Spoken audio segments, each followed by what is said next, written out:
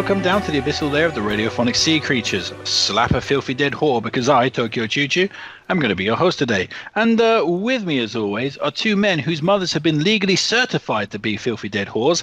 It's Human Metal and Brack. How are you today? How are you, Brack? I'm doing well. I'm doing good. My mother is not a filthy dead whore though, so she's very much alive. God, I hope Choo Choo didn't murder our moms. I really hope he didn't. Hey, well, firstly, I did, and secondly, the government disagrees with me. Legally certified. I covered my bases. Oh boy. Maybe not talk about dead mothers, but we're about to talk about the movie starring the biggest orphan character in comic books. Yeah. Actually, that's not true. That's bad. Yeah. That's true. I think pretty much every comic book character is an orphan. So Peter's parents are like, nah, maybe they're dead. Nah. Like it's harder to think about like superheroes who aren't orphans than it's the other way around. Yeah. The thing is, though, in the Spiderman movies, like the current ones, like Aunt May just doesn't give a fuck about whatever happened to Uncle Ben. Nobody does. Nobody isn't mentioned.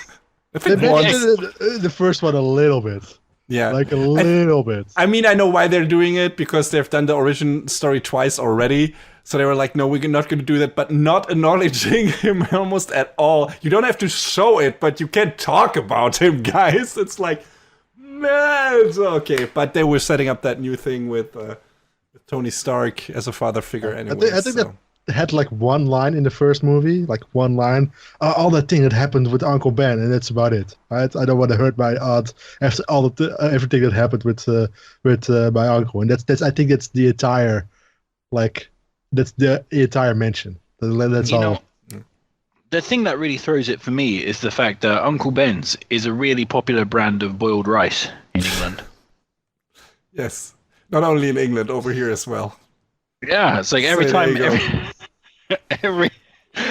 they mention Uncle Ben in Spider-Man, just like, man, I want to eat some curry.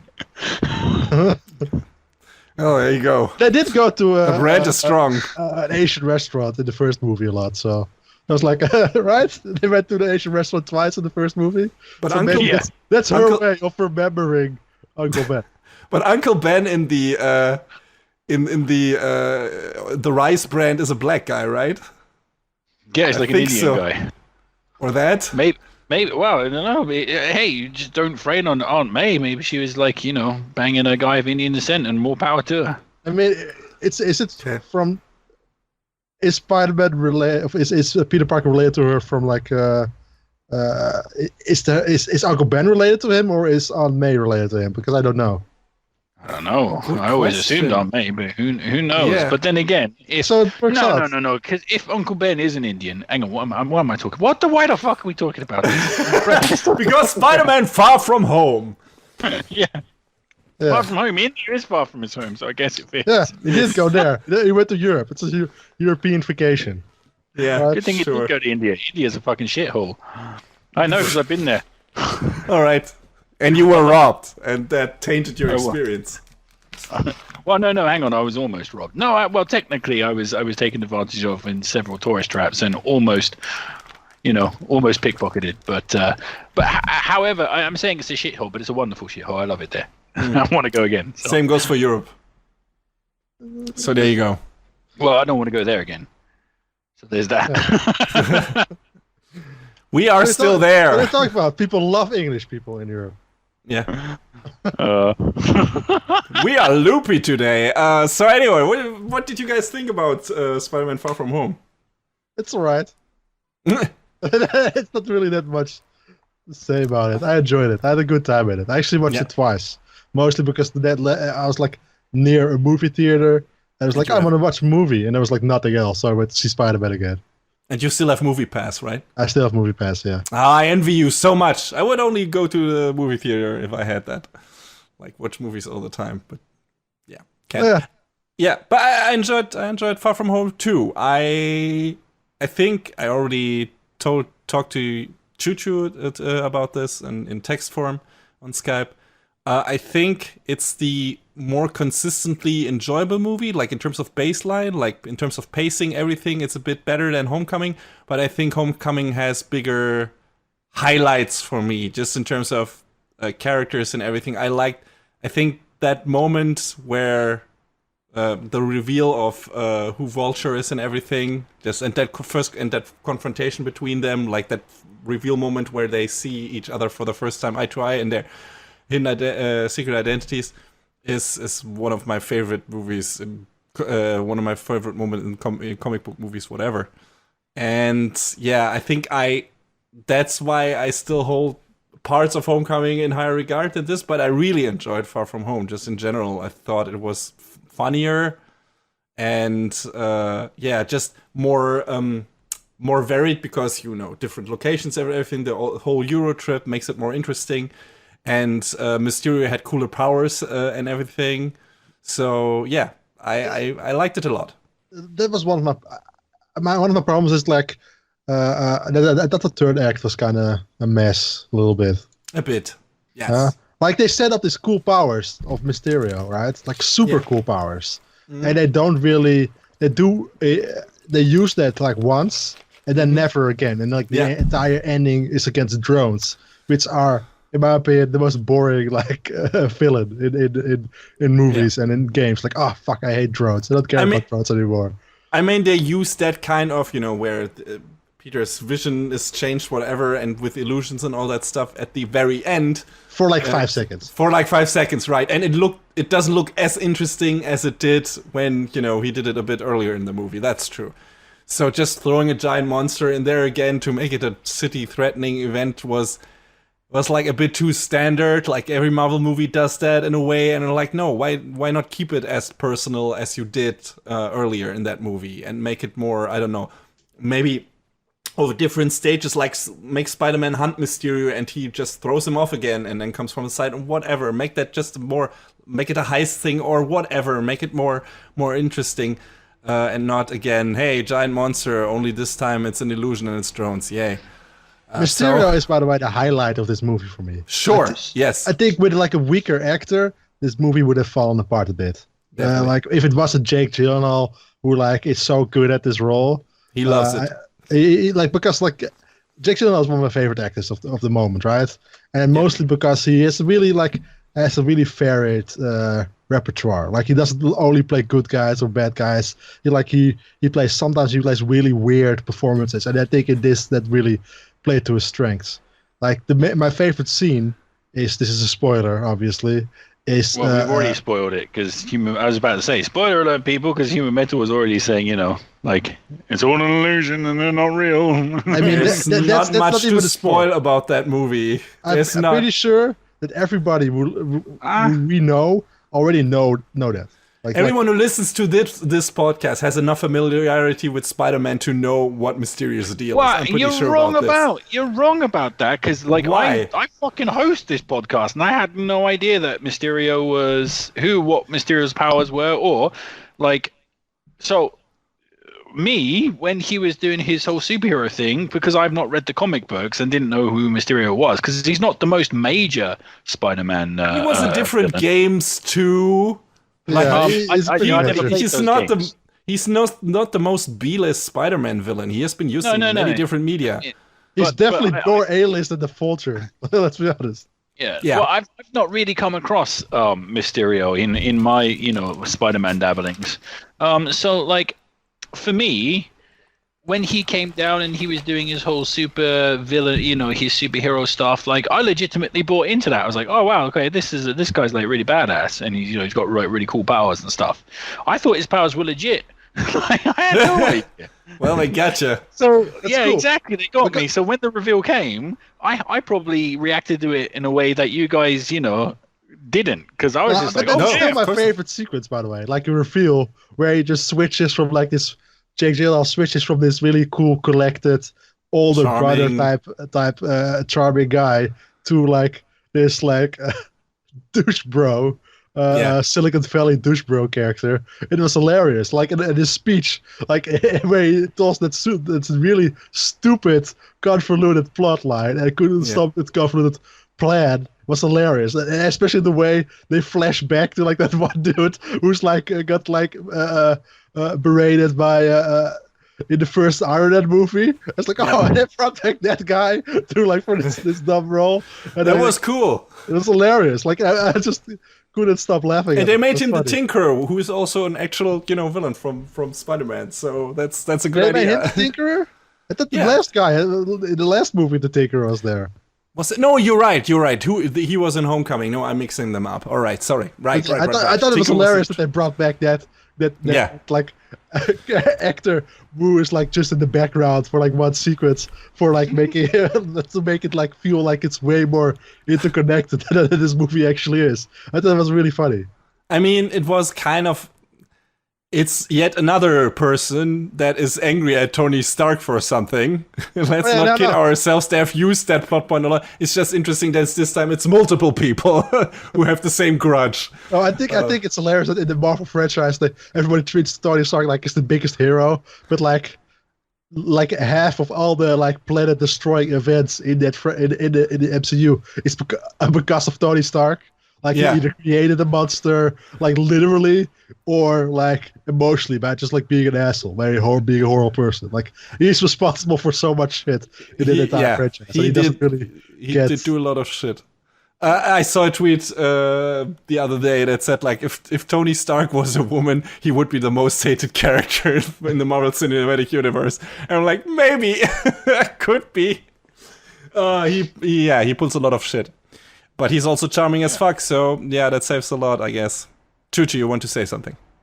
Well, no, I'm just going to give my 2 cents on the movie. I agree with a lot of what you said. I disagree that it's as good as Homecoming, though. I think, for me personally, Homecoming is probably my favorite Marvel movie, like, ever.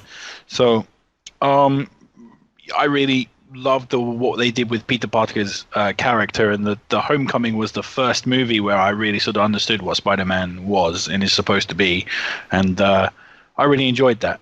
Like, I thought they did very strong character work with Peter Parker and made him like really, really likable. Like, and he became like my favorite superhero from Homecoming. So. And that was a very powerful film for me, and I really, really enjoyed that. However, this was also really great. I also really enjoyed it. I, as I just mentioned, I think it's a slightly lesser sequel. Actually, that doesn't make any sense. It's not a lesser sequel. It's a really good sequel. But you know what I mean? It's not quite as good as Homecoming, in my opinion.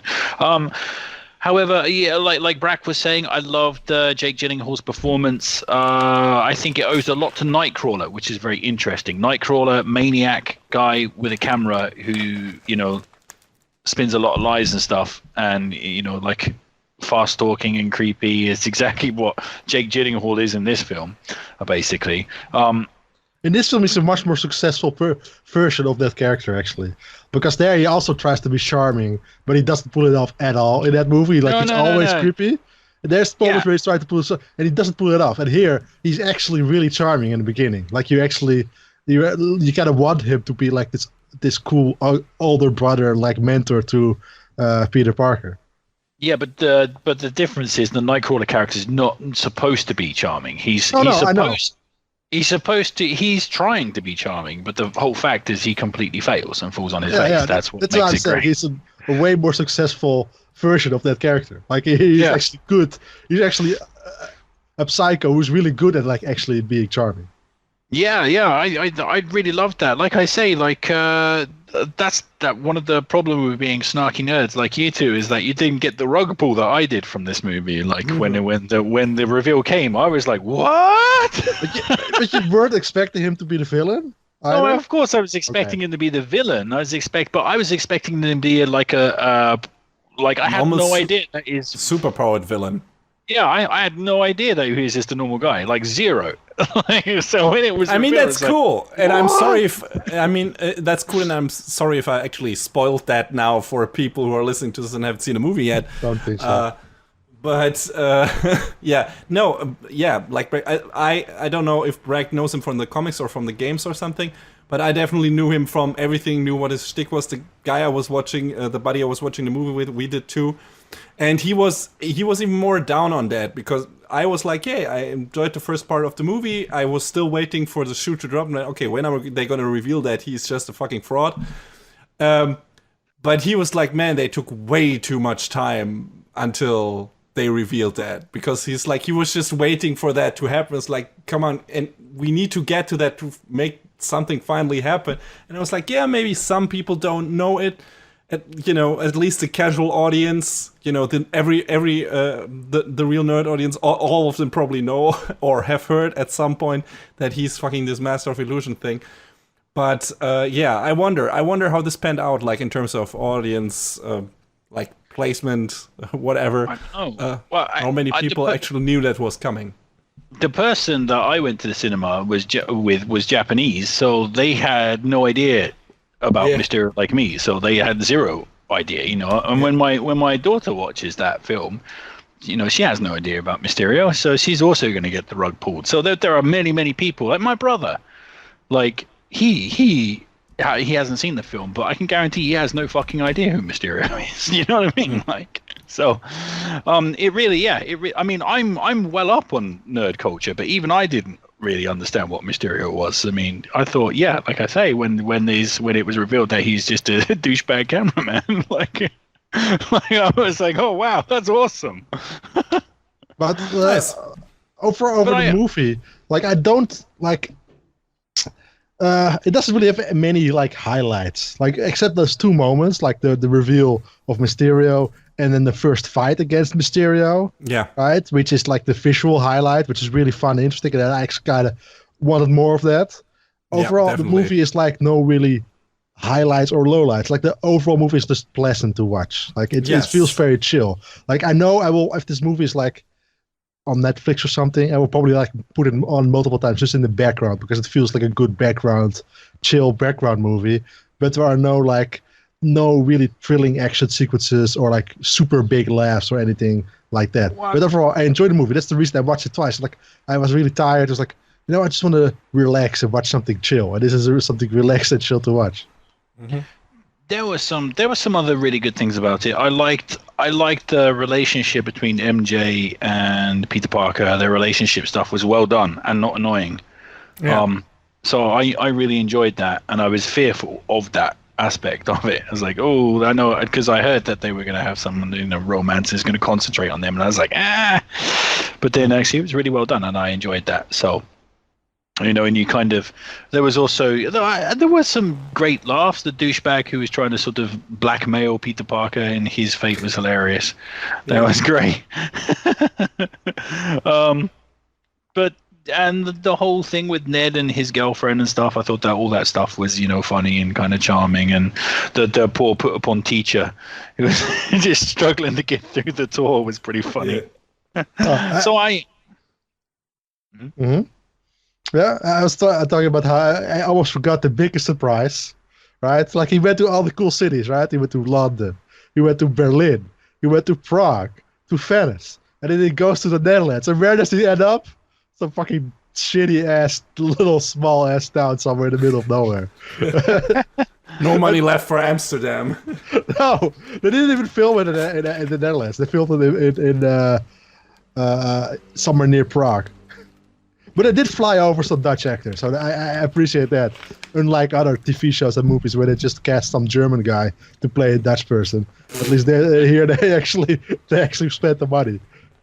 And while we're on the subject of Dutch actors, rest in peace, Rutger Hauer.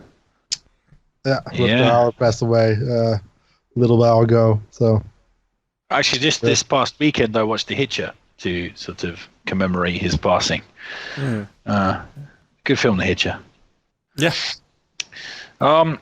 So rest in peace, Rutger Hauer. I will say one last thing about Spider-Man, because you were talking about having the your movie pass and being able to see it like multiple times and stuff. I saw Spider-Man in 4D, which was pretty cool actually. Where the seats all move like Disneyland and stuff, and it was actually really well done in 3D. I think it was pretty impressive in 3D. But I went with my girlfriend, or one of my girlfriends. But have a guess. How much do you think for 2 tickets in 4D in Japan? Take a guess in dollars. How much do you reckon? What do you think, Human Metal? Take a guess. Well, the normal ticket price around $20. 40? $40. Okay. What do you think, Brack? For two Is people, it- this is. For 2 people, oh, that's definitely more than 40. Oh, for 2 people. Oh well, okay. I think for one person it's 40. Yeah, I think 2 for one people person, it's gonna that's probably what I gonna thought. be close to $80-$100, which is insane. Wow, close. Actually, you're going a little bit high there, but $70 for 2 tickets to see fucking Spider-Man. Oh, that's a lot. Jesus Christ. Yeah, and See, that's why I can't go to the cinema very often. I mean, you went to spend the extra mile to go to 40X or whatever the shit it's called. I never go to Yeah. this shit. I don't like 3D in general, so I always try to find a 2D screening, and that's the one that's cheaper as well. Depends I on the don't. movie for me, but yeah. Yeah, I don't mind if like a huge fantasy blockbuster like Spider-Man in 3D. I don't mind that because you can't see a giant water monster smash up Venice in 3D in real life. You just can't do it. So, me- yeah, it's fun to see. For me, it always comes down to if that movie was made with 3D in mind, like with 3D cameras and everything, like something like Gravity or Avatar or something, or if it was like post-converted. And I think all the Marvel movies are post-converted, and that's why I don't watch them in 3D. If it's like a movie like where the director was like, yeah, I have 3D for this in mind, and I use the right equipment for this to enhance the experience, then I watch it in 3D. If it's just an afterthought, I don't feel like it's necessary. Like the Battle Angel looked fantastic in 3D. See, I don't think I watched that in 3D either. Like in general, it's annoying if it's bad, it's annoying, and if it's okay, it's just like I barely notice it. And I feel like Marvel movies in general, I barely notice them. Like I don't even remember which one I watched in 3D and which one I didn't, because the 3D leaves such a little impression that I don't really remember. Watch almost no Marvel movie in 3D. I think Endgame I might have watched in 3D because it was an IMAX, and if you want to go to IMAX, you're forced to watch it in 3D, like no other choice. But yeah, I don't remember anything of it being any good in 3D. I really enjoyed Spider-Man's 3D experience. I had a good cinema-going experience. Like getting sprayed in the face and with water and stuff. And there was a lot of water in that movie, so and having like jets of wind, and of course Spider-Man swinging all over the place. So hydraulic chairs are doing like overtime during that during that movie. So it's actually really cool. Did Spider-Man spray some webbing in your face? Did you enjoy Spider-Man's webbing in your face? Well, yeah. I mean, I felt Spider-Man's webbing in all over my face. It was, it was all right. Was it very sticky? Well, yeah. Well, my fingers were sticky, but that's for other reasons. I look forward where they go in the next movie. Like my fingers? The tease. No, the tease. That's all yours to think about. What they teased at the end of Far From Home looked interesting, and I want to see what if they actually follow up on that, or if there was just, oh my god, cliffhanger, and then nothing comes of that. That's also one of my problems, actually. Like, I don't like a movie where like one of the 3 biggest highlights are the after credit teaser. Okay. Like, oh, that's cool and all. But then I have to wait another 6 years or whatever for the next one. I'm not sure. Like, it's probably only 2-3 years, and then maybe they don't even really pay off on it. That's also a chance. Like in this movie, they don't really pay off on like the events in like Endgame, right? Like it's a joke. It's a joke in the beginning. It's a joke in the beginning, but it's not really. They made him the new Tony Stark. It's a natural evolution, considering his relationship to Tony Stark, and that's what he is now. They are not going to bring a new Iron Man into this. Spider-Man is going to become the new Iron Man. He's not going to become the new leaders of the Avengers. I don't think so, even though he was in the comics at some point.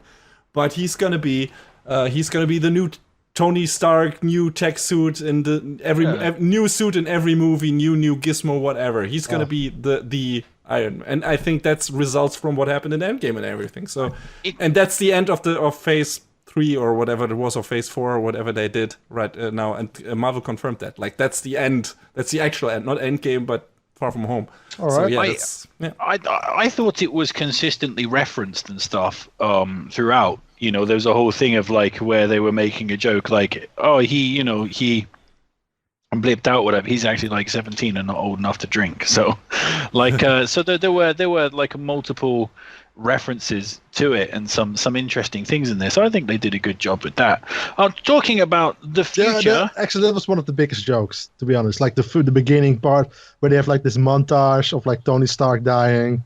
That was perfect. That was the funny. Like I think that's the biggest laugh I had at the movie. Like where there's like they have to really low. I laughed a lot. Yeah, low grainy picture of Vision, and then they have like a video of like candles, right? Of like candles burning, but it still has the Getty images. That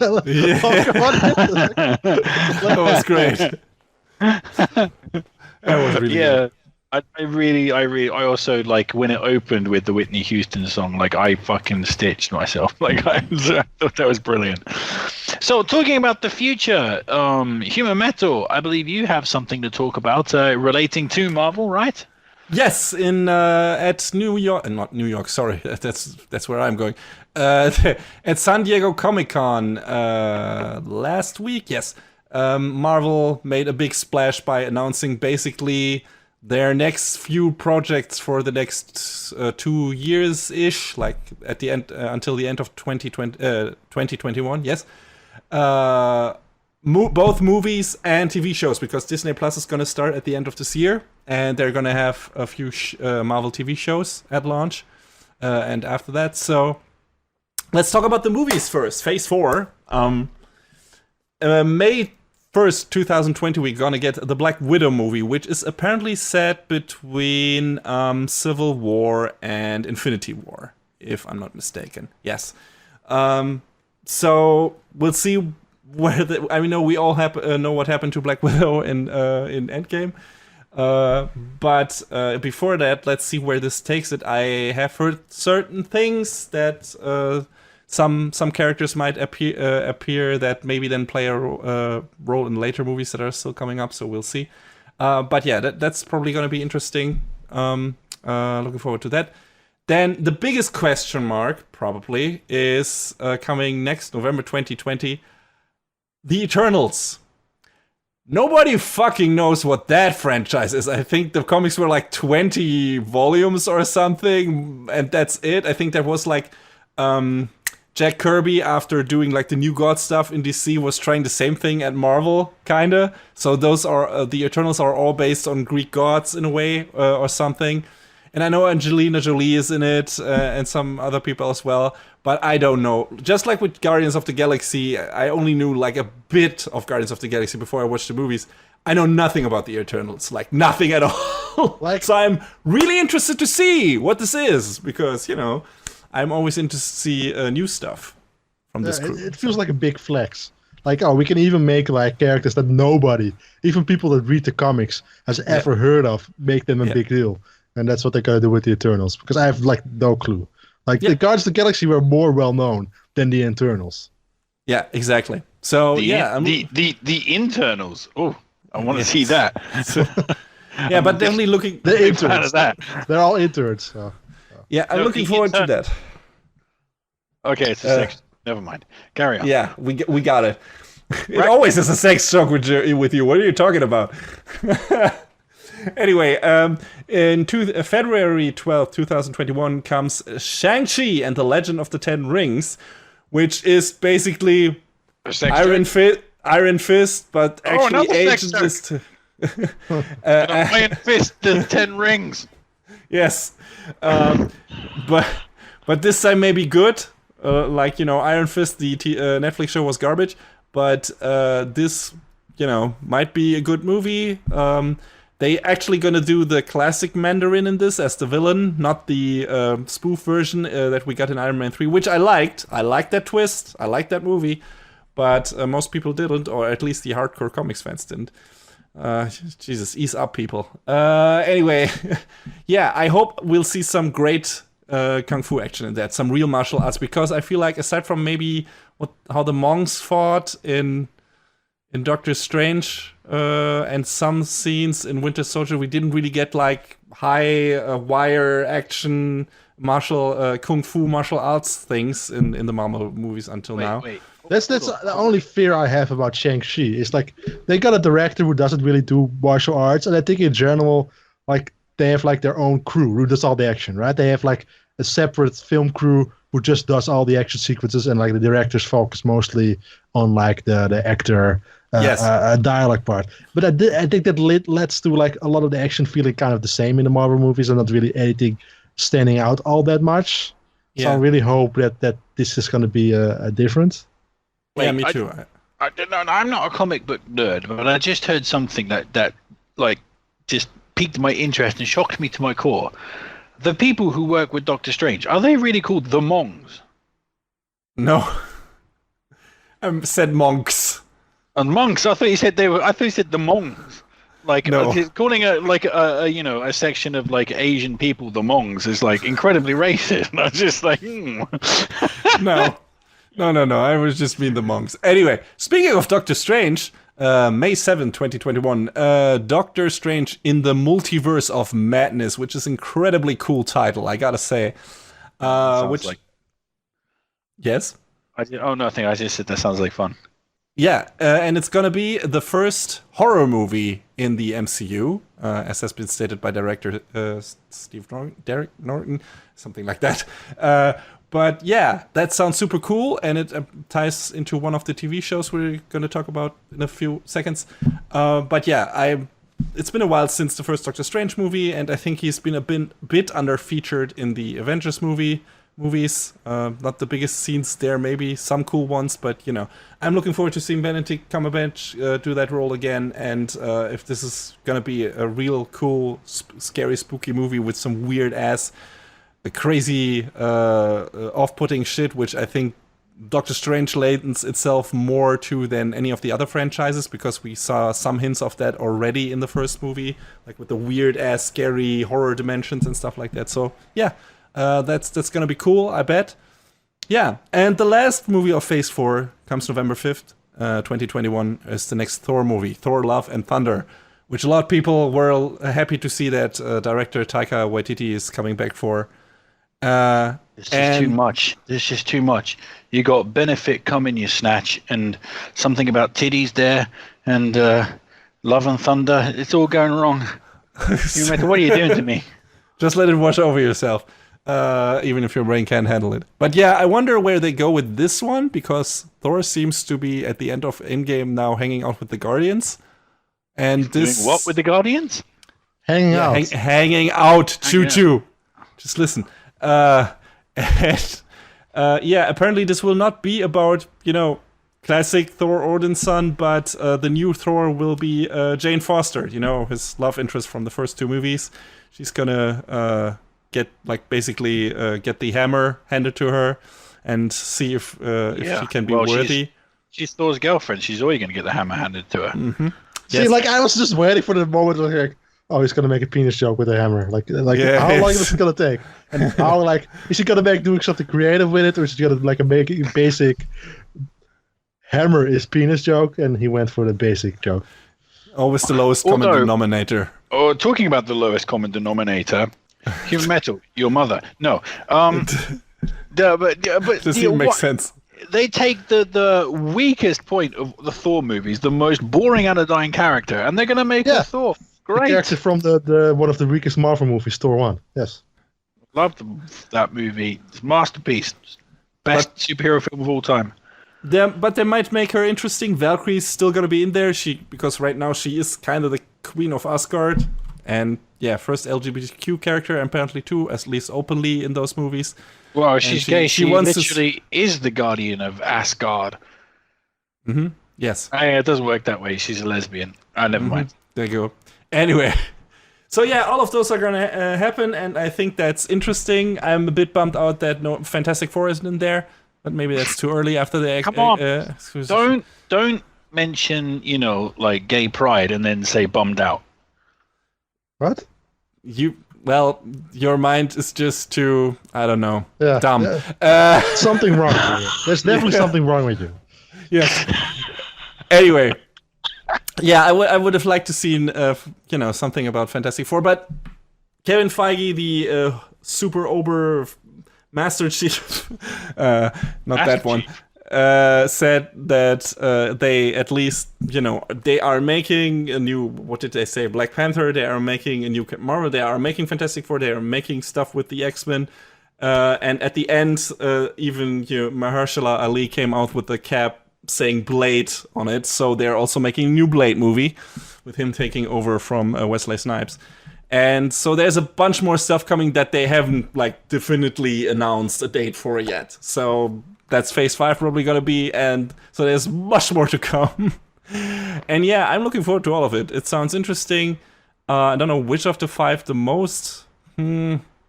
Probably the Eternals, just because I don't know anything about it. So it's automatically the most interesting to me.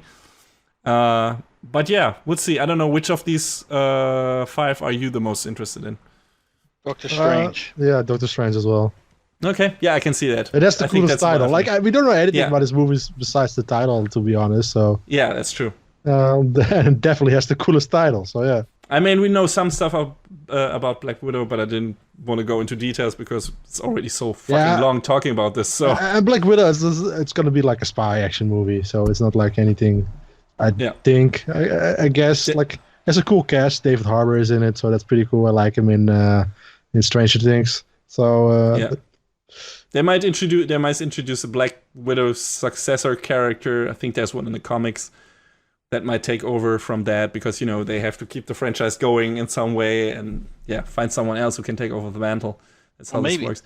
Maybe it won't. Maybe they won't keep the franchise going. Maybe this will be like the Black Widow's final send-off.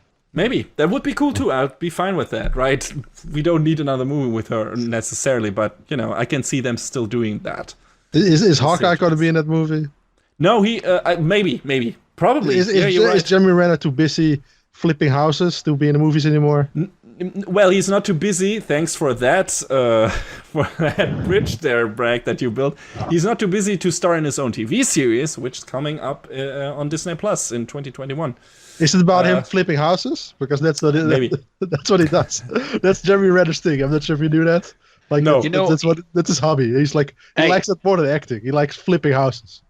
Hey, don't joke. Like I'm telling you, there's something about me that I really love movies. Those fucking stupid reality shows where a couple is looking for a house, and I love those type of shows. Like when I was unemployed, I used to sit around all day and just watch those on daytime TV. So if there's a fucking show about Jeremy Renner flipping houses, I'm down for that on the Disney Network. But I hope it's Jeremy Renner as Hawkeye flipping houses. That would be awesome. Like he's gonna be like. He's just gonna buy all the property in a bad neighborhood, and then he's gonna fix all the crime, and then he's gonna sell those houses with a profit. Or alternatively, just really intimidate people into low negotiations. Well, let me get quickly through this so we can get out of the fucking shallows. Anyway, so he's having a TV show. Loki is getting one. We knew that, I guess. It's gonna be the Loki who survived from Endgame, and he's, as I assumed, is going to teleport through time and cause mischief. So that's going to be fun, probably. I mean, Tom Hiddleston is fun in that role. We're going to get the Falcon and the Winter Soldier teaming up and doing something. I assume Falcon is going to try to take over the mantle of Captain America. We'll see how that works out. Maybe it doesn't. A series featuring Wanda the Scarlet Witch, who is going... I don't know if she's going crazy or whatever that show is going to be about. Vision is not in it, but that's gonna tie into the Doctor Strange movie. So that seems like if they're gonna go the horror angle with that as well, maybe those two fit together well. So that could be interesting. And then we're gonna have, which I'm most interested of in terms of TV series, we're gonna have an animated What If show that basically takes all the heroes in Marvel and says, hey, what if someone else was that hero, or that story went a different way? And, just play around with that. And I'm always interested in those Elseworld stories. What if Tony Hawk, Tony Hawk, yes. Tony Hawk. If Tony Hawk became Iron Man, he would skate through the sky. No, I was like, what if Tony Stark was going to be tried in The Hague for war crimes by creating? Yeah. That's my... Make a whole episode about that. I would watch that. Yeah. Comeuppance. Yeah, no, I like What If stories. I like Elseworld stories. So I like animated stuff. I hope it's not just gonna be motion comics or something like that, but it's gonna be really good animation actually. So we see how that pans out. But just the concept is interesting to me, and they're gonna get all the voice cast, from the actual actors who played those characters in the movies. So for that as well. So yeah, it's gonna be cool. Lots of stuff. If you like Marvel, there's going to be lots of stuff in the coming 2 years for you. Or 2 to 3 years. So, yeah. If you're not, bad luck.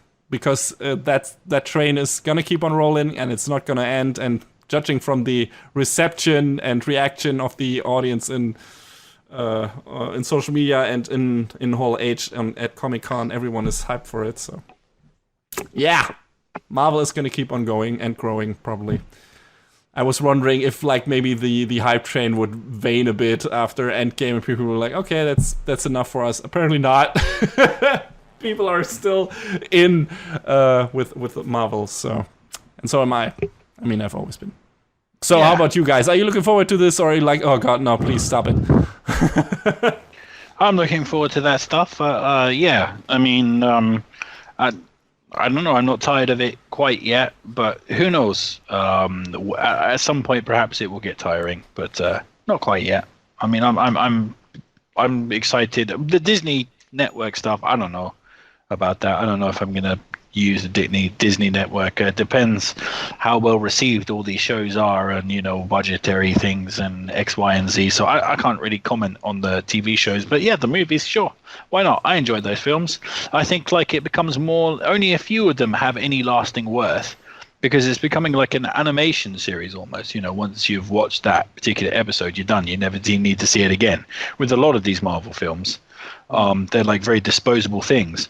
Except the really, really good ones. I can go back and watch like Winter Soldier or Homecoming like many times. But a lot of them, like Ant-Man, like I don't ever need to see Ant-Man ever again. I like Ant-Man. I've watched Ant-Man several times, but for example, I don't think I need to see Captain Marvel that soon again ever. So yeah, I know some people are like, oh, the next movie's coming out, and I'm gonna watch all of them over again. I'm like, yeah, not me. No. So I did that for Endgame. But that's the only time I did that. So I was like, okay, this is the end of an era.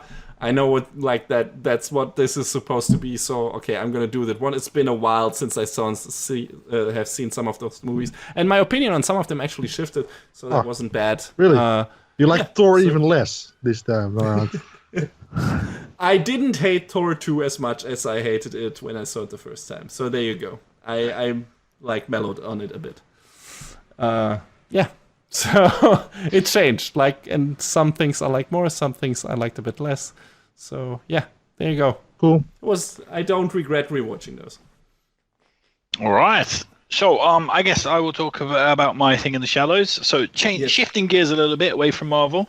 I have been playing Grand Theft Auto 5 online recently, or it's just called GTA Online, isn't it, these days?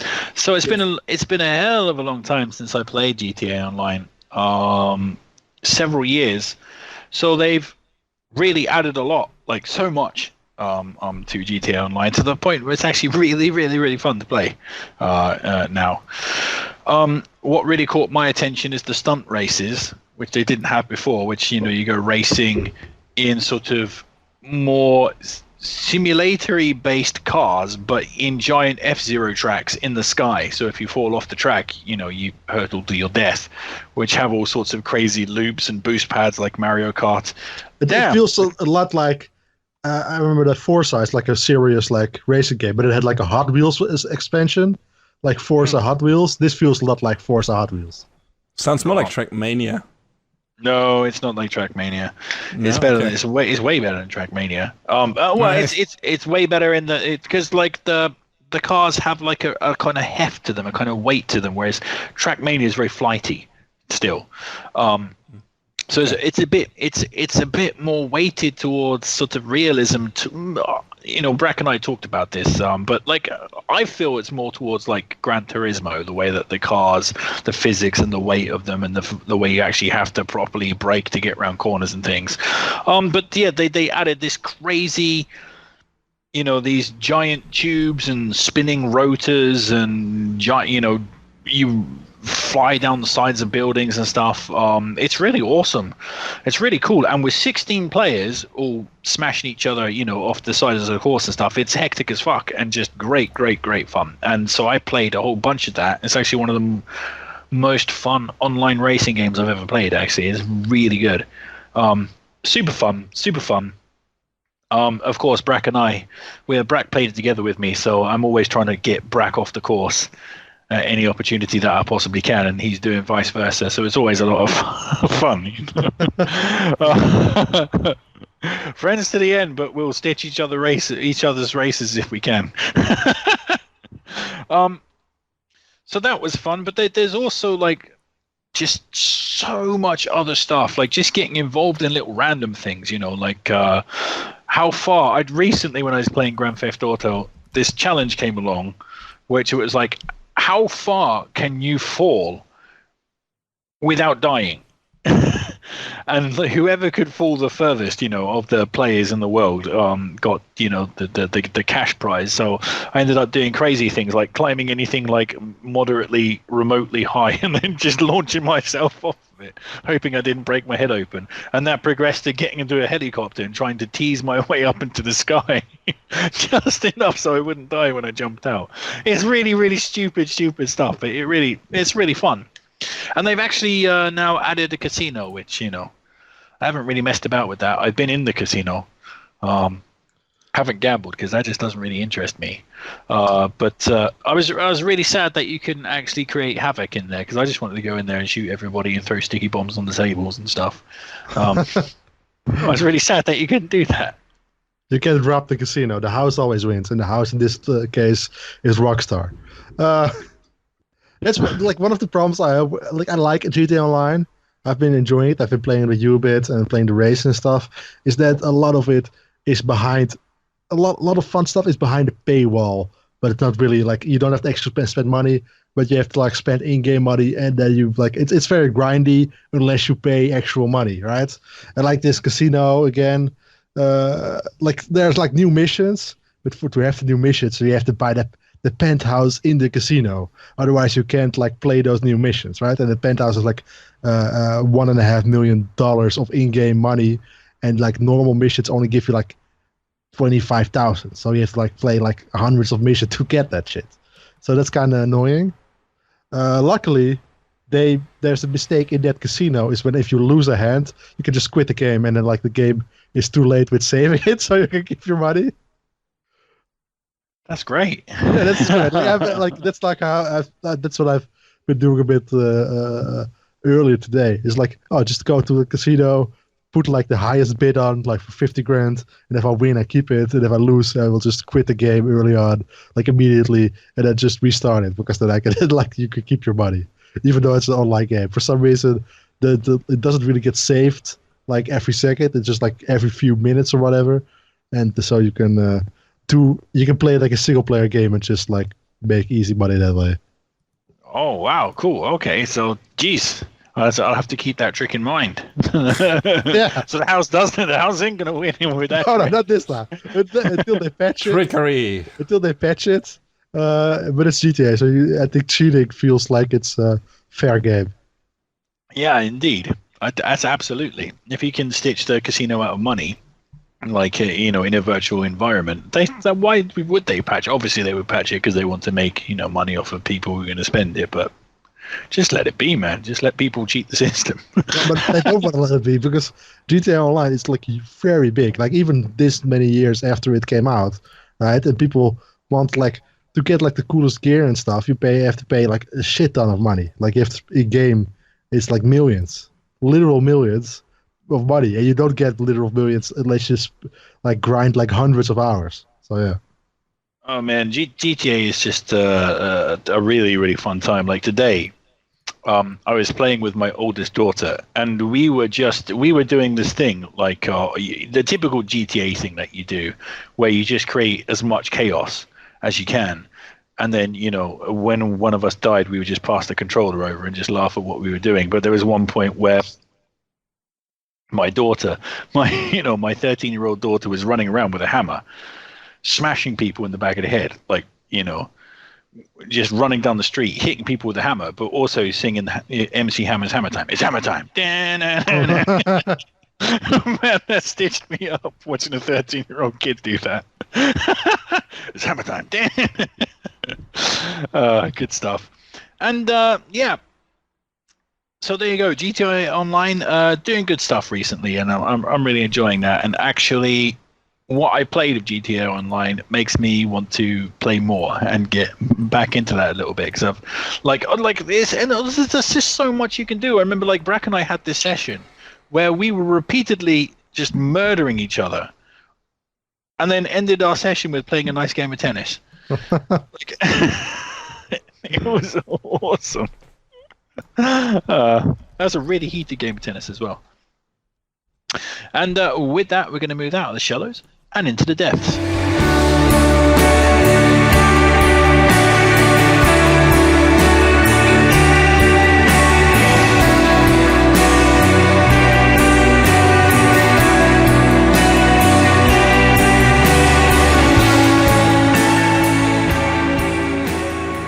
Welcome back to the depths. So, who has time to play video games?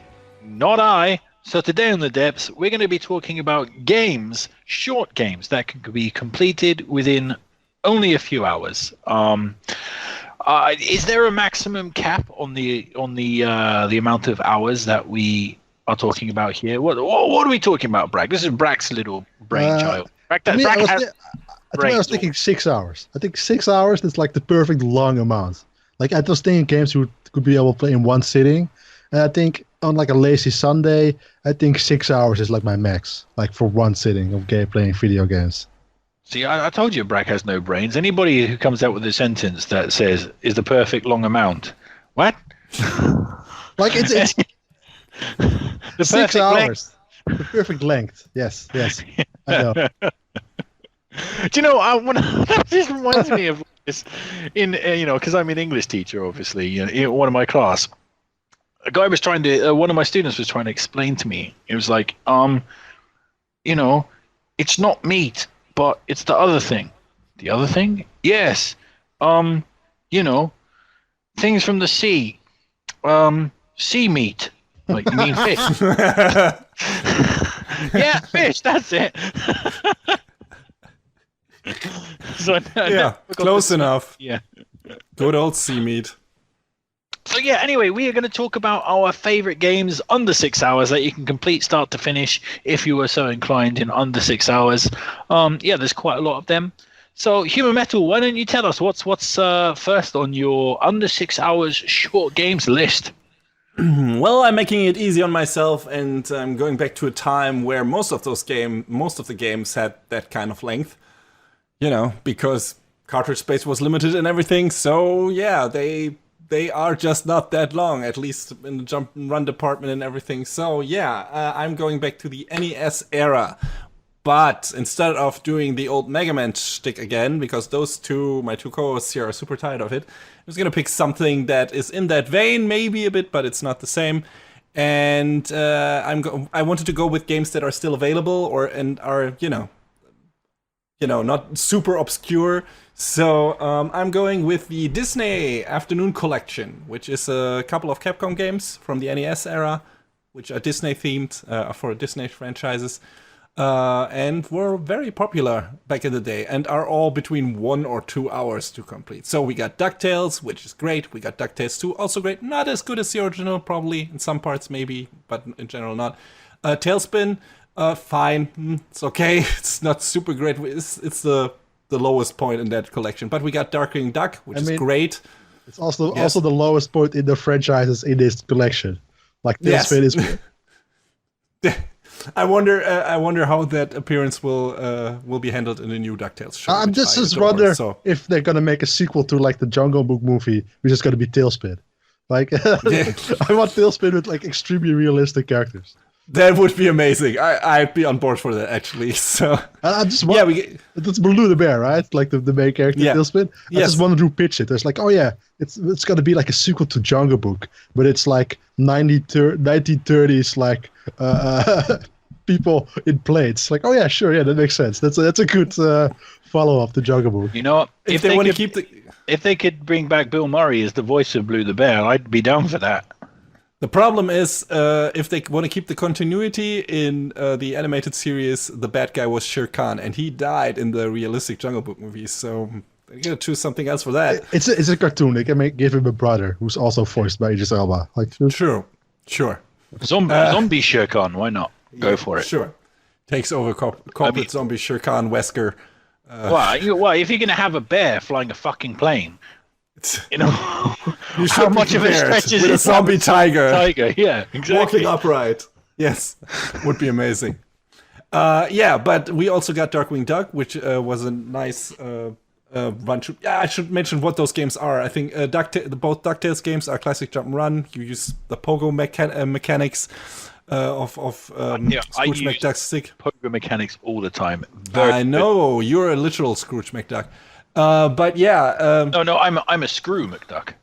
Yeah, definitely a duck, in a way or another. As I like to say, yeah, Screw McFuck. Yeah, definitely. Clever wordplay there. Anyway, Tailspin is a side-scroll shooter. Darkwing Duck is a jump and shoot, which is the most Mega Man thing in this. So of course I liked it. But yeah, you got different kinds of bullets and everything. It's super fun. And then you got the two Chip and Dale games, two Rescue Rangers games, which are great co-op games too.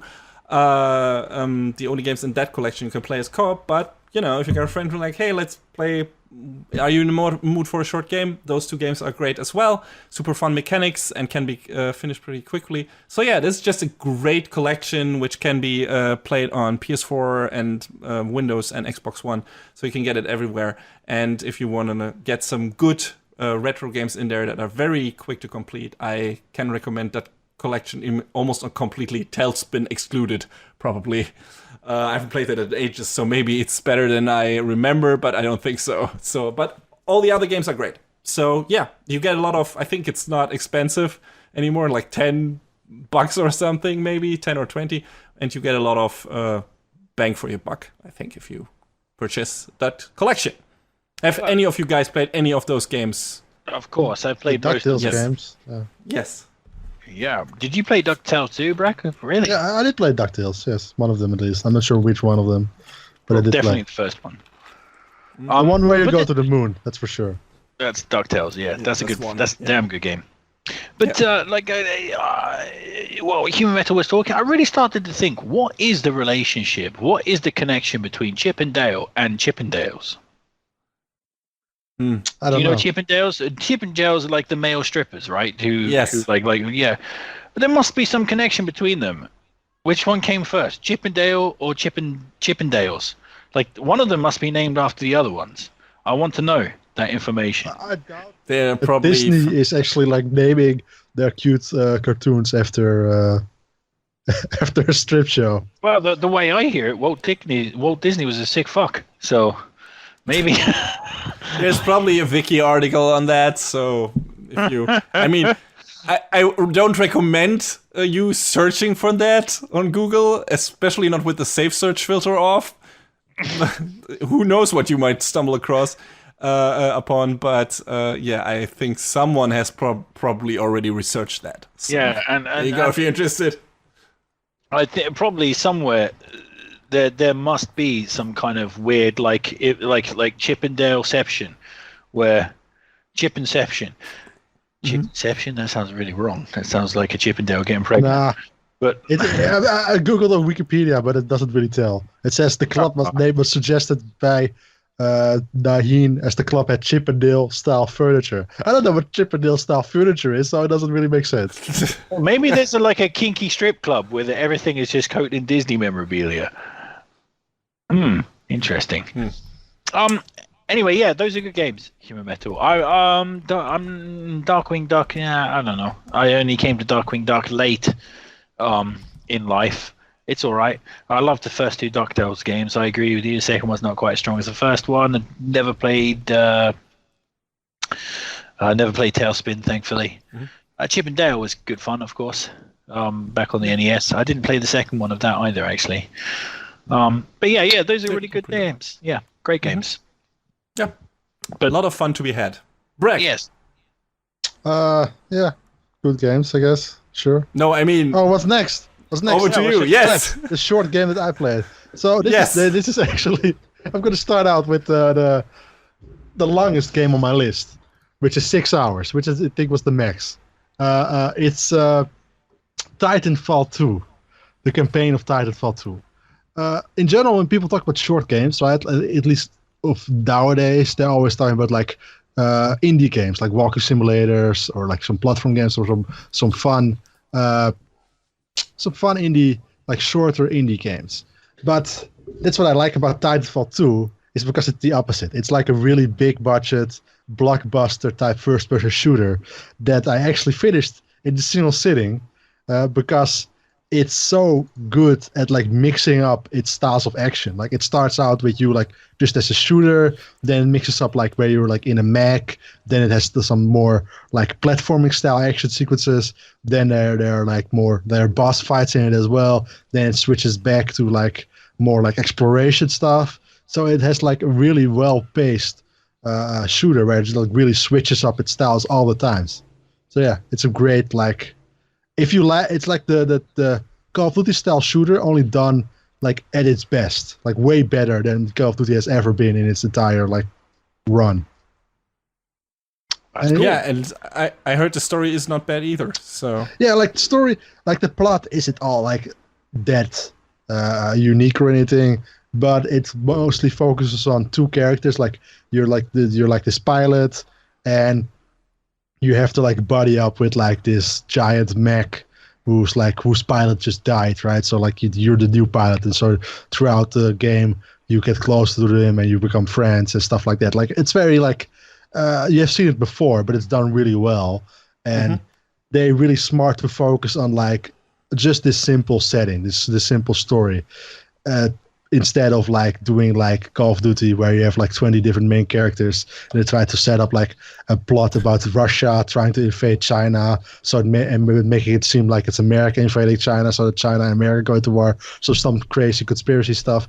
It's like, oh, this is just a basic like adventure type storyline where you're just stuck on this planet alone with your buddy mech. So yeah, it's really well. That's one of those games that's still in my backlog that I definitely want to play because I've heard so many good things about the campaign. It's really fun. Like if it comes to first-person shooters, this is like probably the best campaign on this generation of games. Like they just do it so well, switching it up. Like they're like one mission, and they give you like unique weapons that in interesting scenarios, right? Like this one scenario, like you can free run. That's like one of the things about like you can run on walls. And there's one scenario like, oh, you have like for this section you have like a gun that auto aims. So you have like it's going to be real fast paced. You have to do like a chase. So you don't have to spend time aiming your weapon. Instead, you can just shoot, and like your bullets automatically like hit the enemies, and you feel like a proper badass because you got a superpower all of a sudden.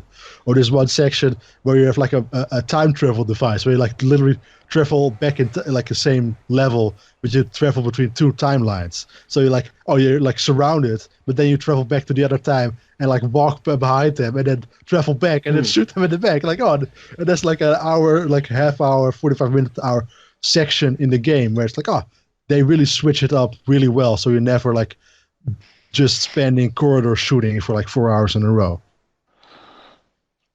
Yeah, I'd like to play that. And that, Brack, is the perfect segue into my first game. Because it's a game where you literally spend 4 hours corridor shooting. Because my first short game, which I absolutely love, one of my favorite games of all time, is Doom. The original Doom, not the new one. So yeah, Doom is a game that really doesn't take that long if you just sit down and play it start to finish. You can do that in one sitting. I have done it in one sitting.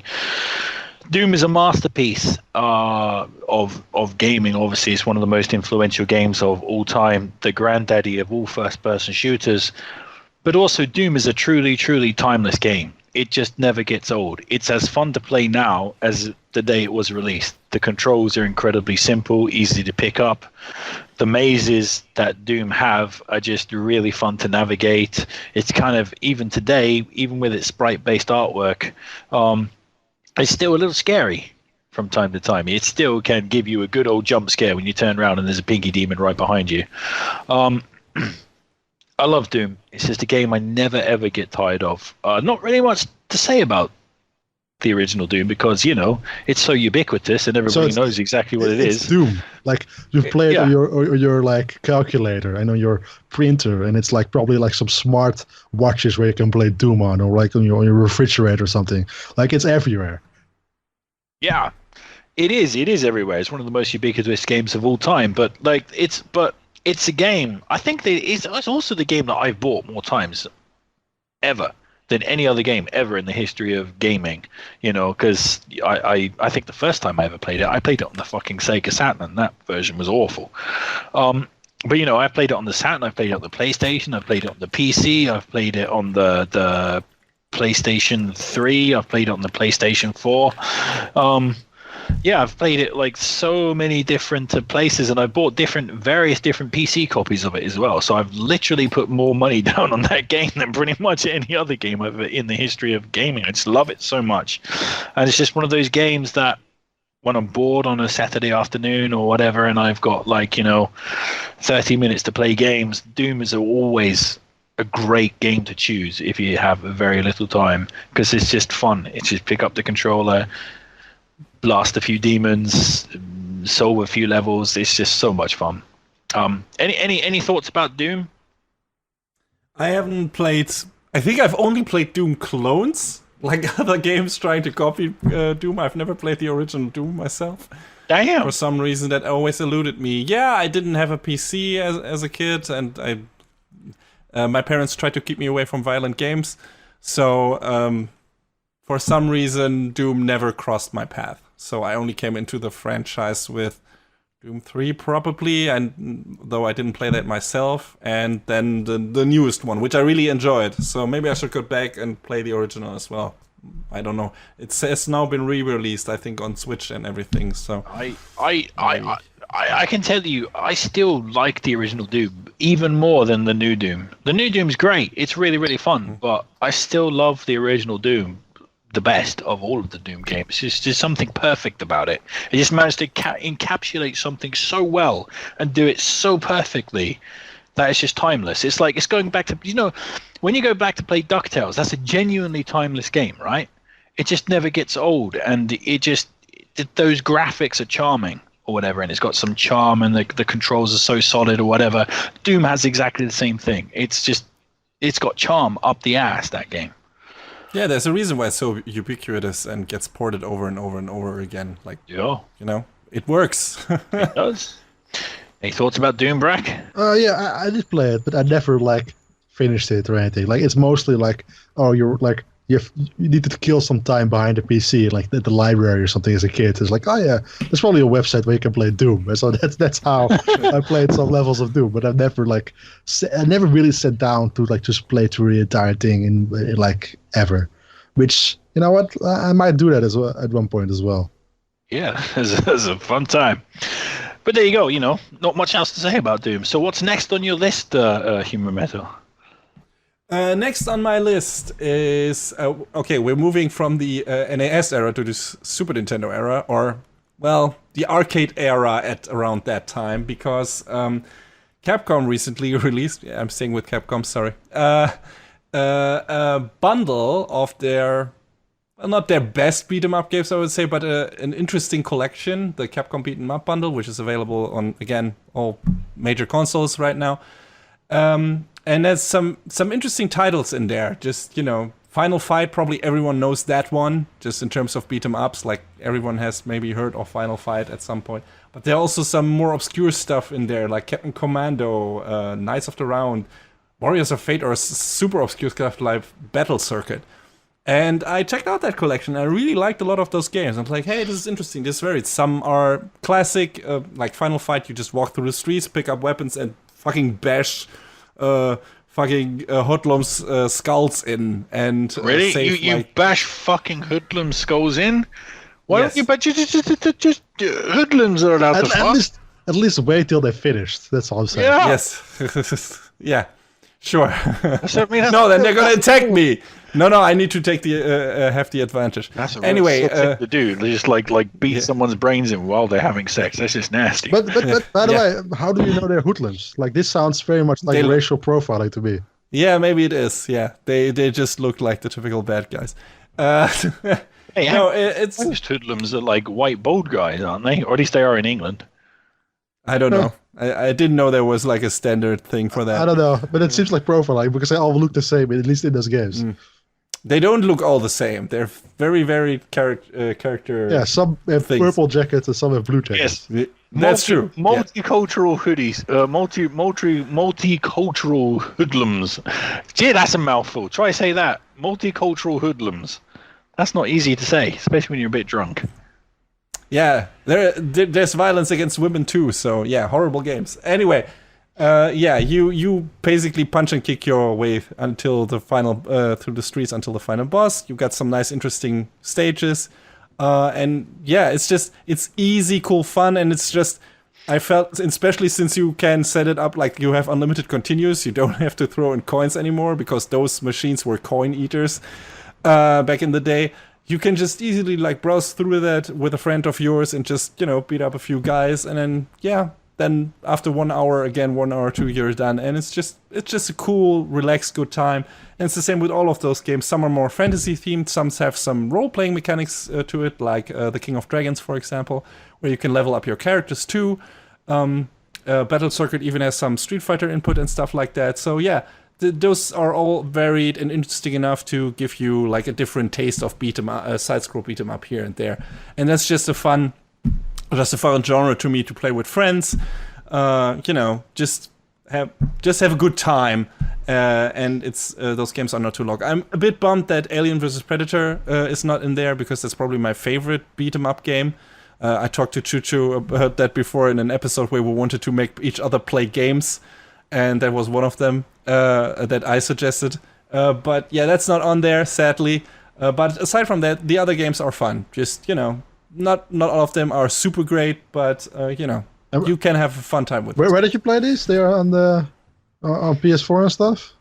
PS4, Xbox One, Switch, Steam, they're everywhere. They are, Capcom Beat 'em Up bundle. Did they add like online multiplayer? Because then I might be interested in playing them at some point. There is online multiplayer. Oh, cool. It just doesn't run great everywhere. No, the Switch version runs shit, but I don't know how I think the Steam version is good. I don't know how the PS4 and Xbox One version fares. You should look that up before you purchase it. But yes, definitely online multiplayer, yes. Cool. And yeah, it's just a fun time.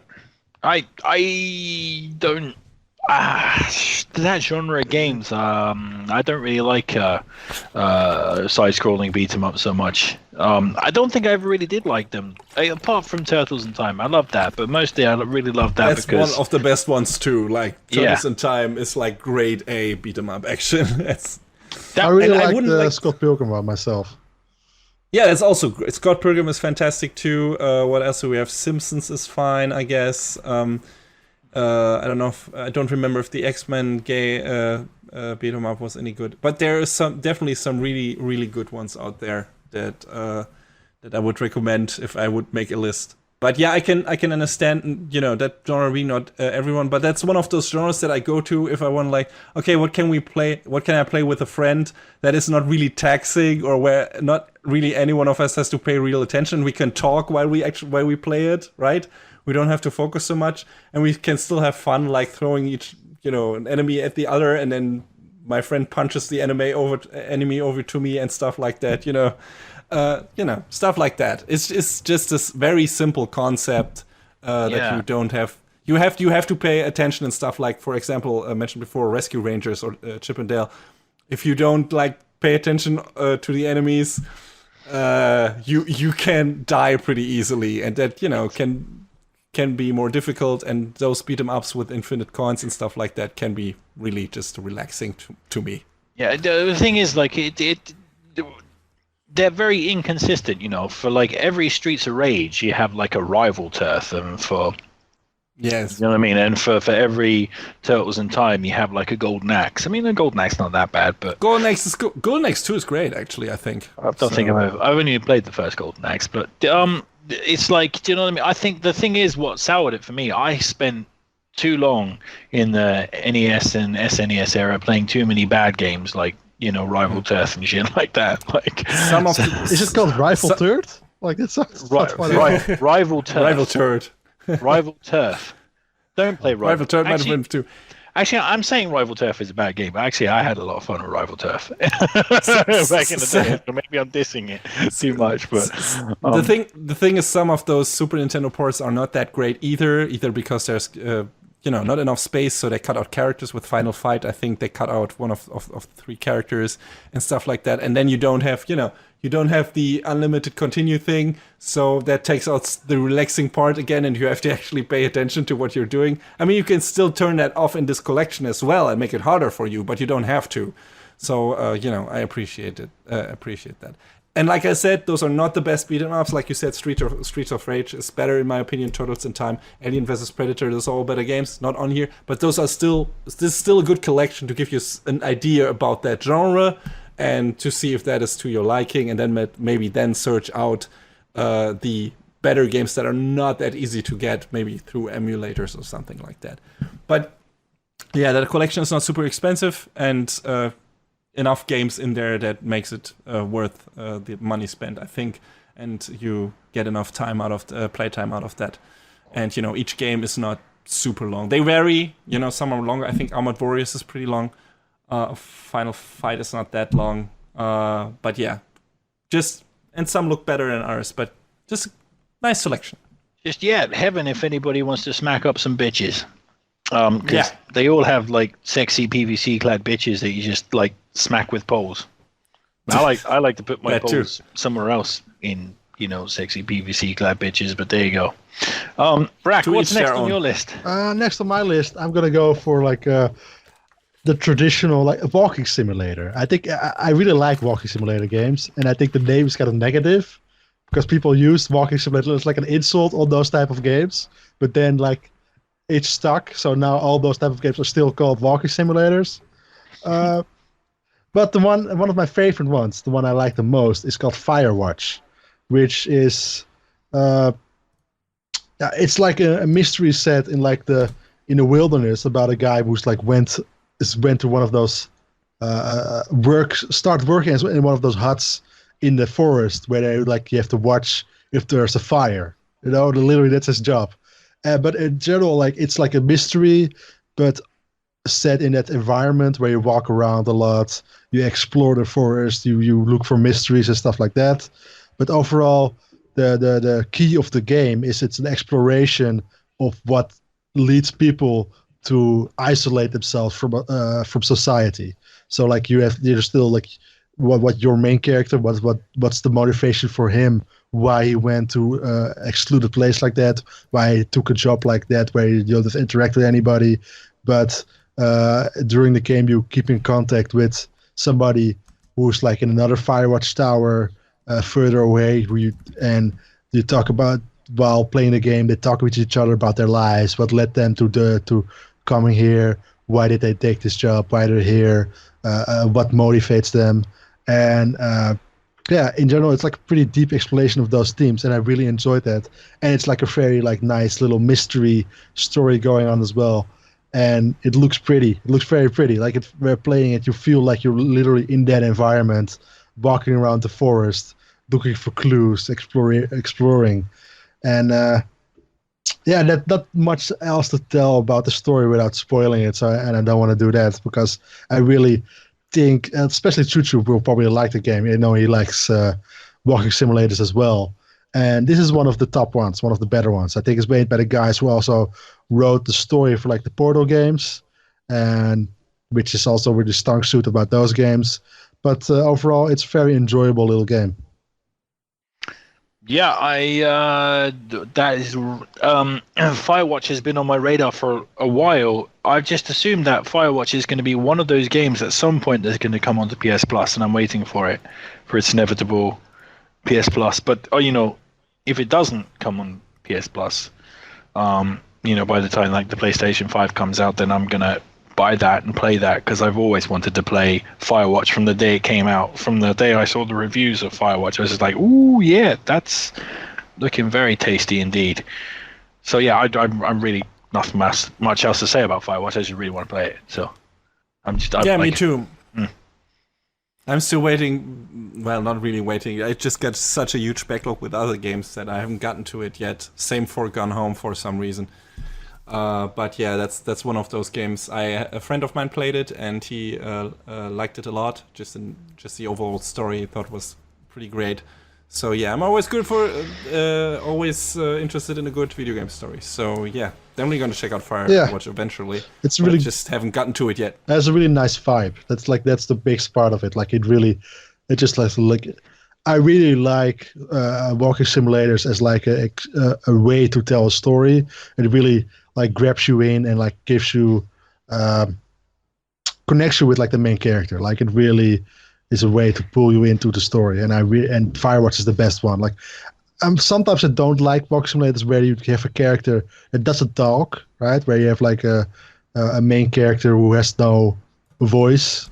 And this is not the case. This is definitely a more traditional type story told through this way. That's cool. Yeah, I'm really excited to play Firewatch, and I've been waiting a long time now for it to come on PS Plus. But maybe I don't know. Maybe I might actually pick up that game and play it because it can't be that expensive. But yeah. Great stuff. I'm really looking forward to that. On walking simulators as well, as Human Metal alluded to, Gone Home was actually pretty good as well. Yeah, I really liked it. I think that's the one that got the most flack when it came out. I'm not sure if you remember that, like where people really were like it was like the first walking simulator that got real critical acclaim.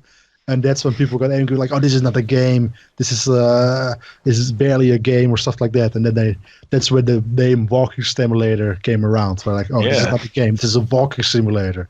And it's like they said it with such vitriol, like they hated that genre of games existed. Even though that's funny. Like that's where the name comes from. Even though now it's just the name of the genre, and it's like not a criticism anymore.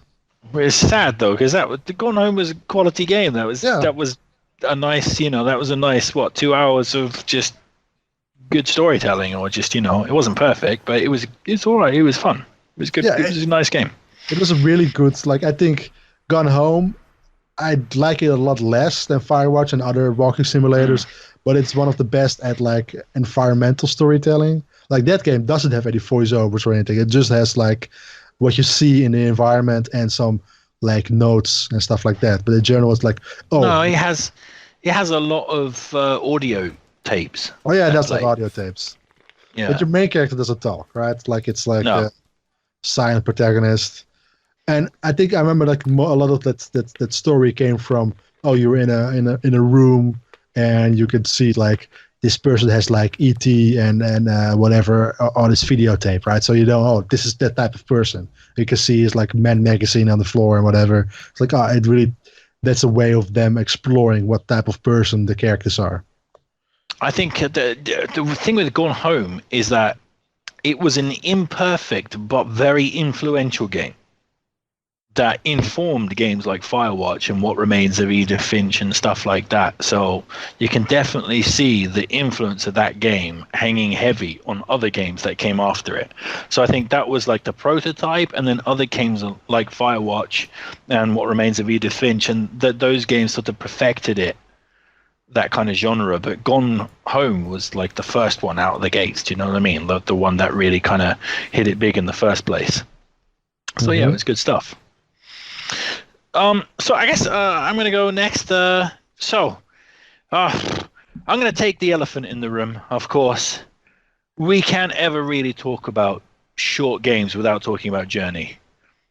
And also Don't stop believing.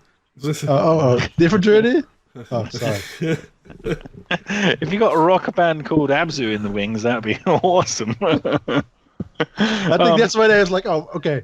It's gonna take a different name, like making something like obscure name that doesn't mean anything. Otherwise, we'll still be stuck with all those jokes about Journey. Like, we don't want to do this time. So yes, two games which are very, very much linked in theme. No, that's not entirely true, but two games that are pretty much inseparable. I mean, Abzu is as close to Journey 2 as you're ever going to get, probably. So yeah, Journey, just fantastic. In the desert, a voiceless, black-faced dude in a robe goes across the desert. He does. He has a black face. Human Metal's like looking at me. He literally has a black face with white eyes. It's not racist. Okay. That's literally the fact. It's like, All right. It is a fact. Yes, true.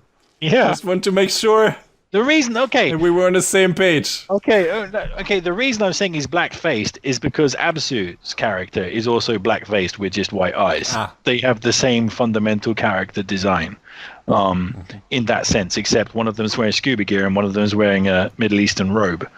Anyway, but yeah, Journey is an adventure through the desert. Later through the ice and snow of the mountain and stuff, and that's a kind of reflection on the nature of life and death, isn't it? It's very deep, but there is no story at least no verbal story. There's no dialogue at all. There's no narrative, really. Yeah, it's definitely more about what you bring to it than what's... Although there is a definite point. I mean, there's the whole thing about the ancient civilization flirting with war or stuff and getting punished for doing that, and basically ruining their own world through war. But also, there's the whole nature. The metaphorical stuff is what really makes it powerful.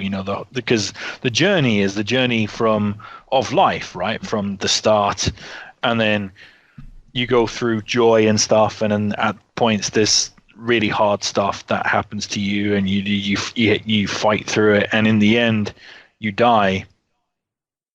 And then it has a beautiful message about being reincarnated, right, about going back to the start and doing it all over again.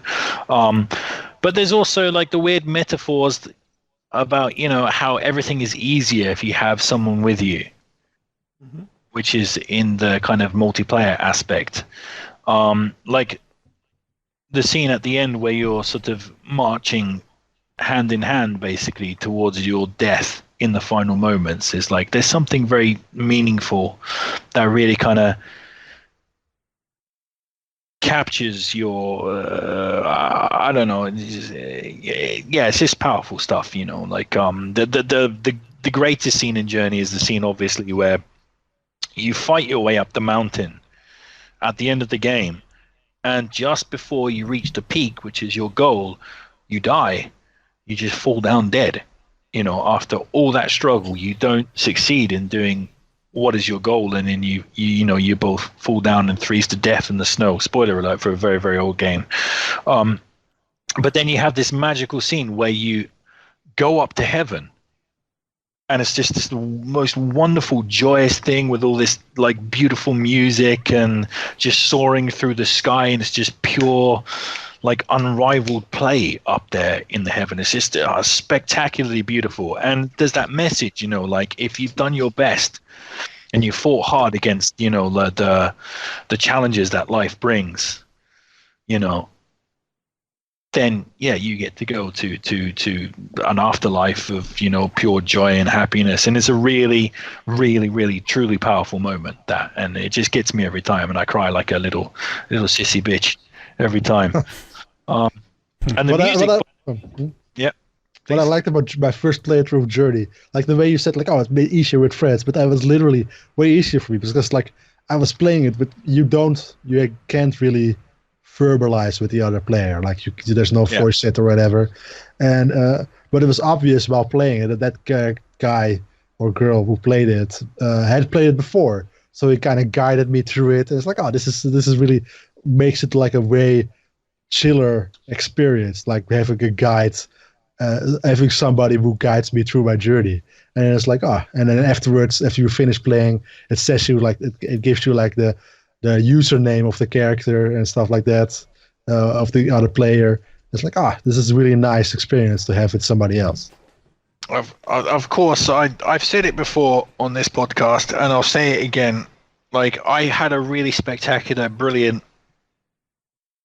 like, unforgettable playthrough Journey where the player really guided me through, and like when I was in trouble, he would come running and he would help me. And we went through the whole game, start to finish, together. And I was like, I had so much fun and had such a sort of meaningful, sort of cathartic experience playing with this player that I was like, I'm going to send this guy a friend request. And then at the end, it reveals the names, and his name was Nigga. So I was just like...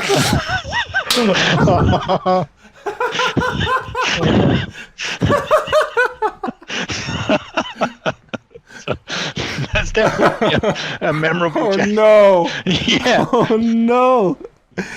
Oh, that is horrifying. That's terrible. And also incredibly funny. I remember there was like when around the time Journey came out, there was like a comic or something and somebody made, and it was like the person that's playing it is like, and now we're gonna be friends forever, and then it's like something like that, and the person is crying, and then sees the other player who's like a huge like neo-Nazi who's saying the exact same thing. Oh, we're gonna be friends forever. Like, oh, this is what reminded me of. It's kind of what happened to me. It's like, oh yeah, I'm gonna send a friend request to this guy, and it's like nigga, and it's like, I'm gonna cancel that. Actually. Maybe not. Yeah, maybe not. But yeah, but fantastic. And then you have the other side. You have Abzu, which, to be fair, throughout the first 50, just under 50% of Abzu is a total ripoff of Journey. Just you replace the desert with underwater, and that's what Abzu is. There are certain shots, like there's this really famous part in Journey where you're skiing down like these sand hills, and you go through this building, and the camera turns sideways, and you have this giant setting sun. Like, yeah, it's like and you're going past all these like columns and stuff, and it turns side on like a side scroller for a short time with this beautiful view of this giant setting sun, and everything's bathed in bright orange. It's a fantastic scene, and they do exactly the same shot in Abzu, like exactly. Like, it's like, what? Seriously? I mean, are you really going to go that far into, ripping off a different game? But it was created by people who made Journey. Some of the team that made Journey, and has the same composer, Austin Rintoulroy, who made a fantastic score for Journey. However, Abzu does finally find its feet by having its own ideas in the back half of the game. And then it really switches things up. And that's where Abzu actually becomes really valuable and really, really fun, when it starts moving away from what Journey did, but just underwater, and then actually starting to do its own thing. To be honest, these days, if I had to play one or the other, I'd probably play Abzu, because there's something about that underwater environment and the way you can learn a lot about the different fishes. So spoiler alert, I'm gonna talk about something I've always wanted to talk about Abzu, but I never actually got into spoilers before because I was always afraid of spoiling it. But I'm going to talk about it now because it's so old, and if you've played it, then if you want to play it, then you've probably already played it. But so there's a point where the fish, which are normal fish at the beginning of the game, and sharks and whales and things, then start to turn into prehistoric fish, and you get to learn about all the underwater dinosaurs and shit, like later on in the game, which have been like replicated, and you can ride them.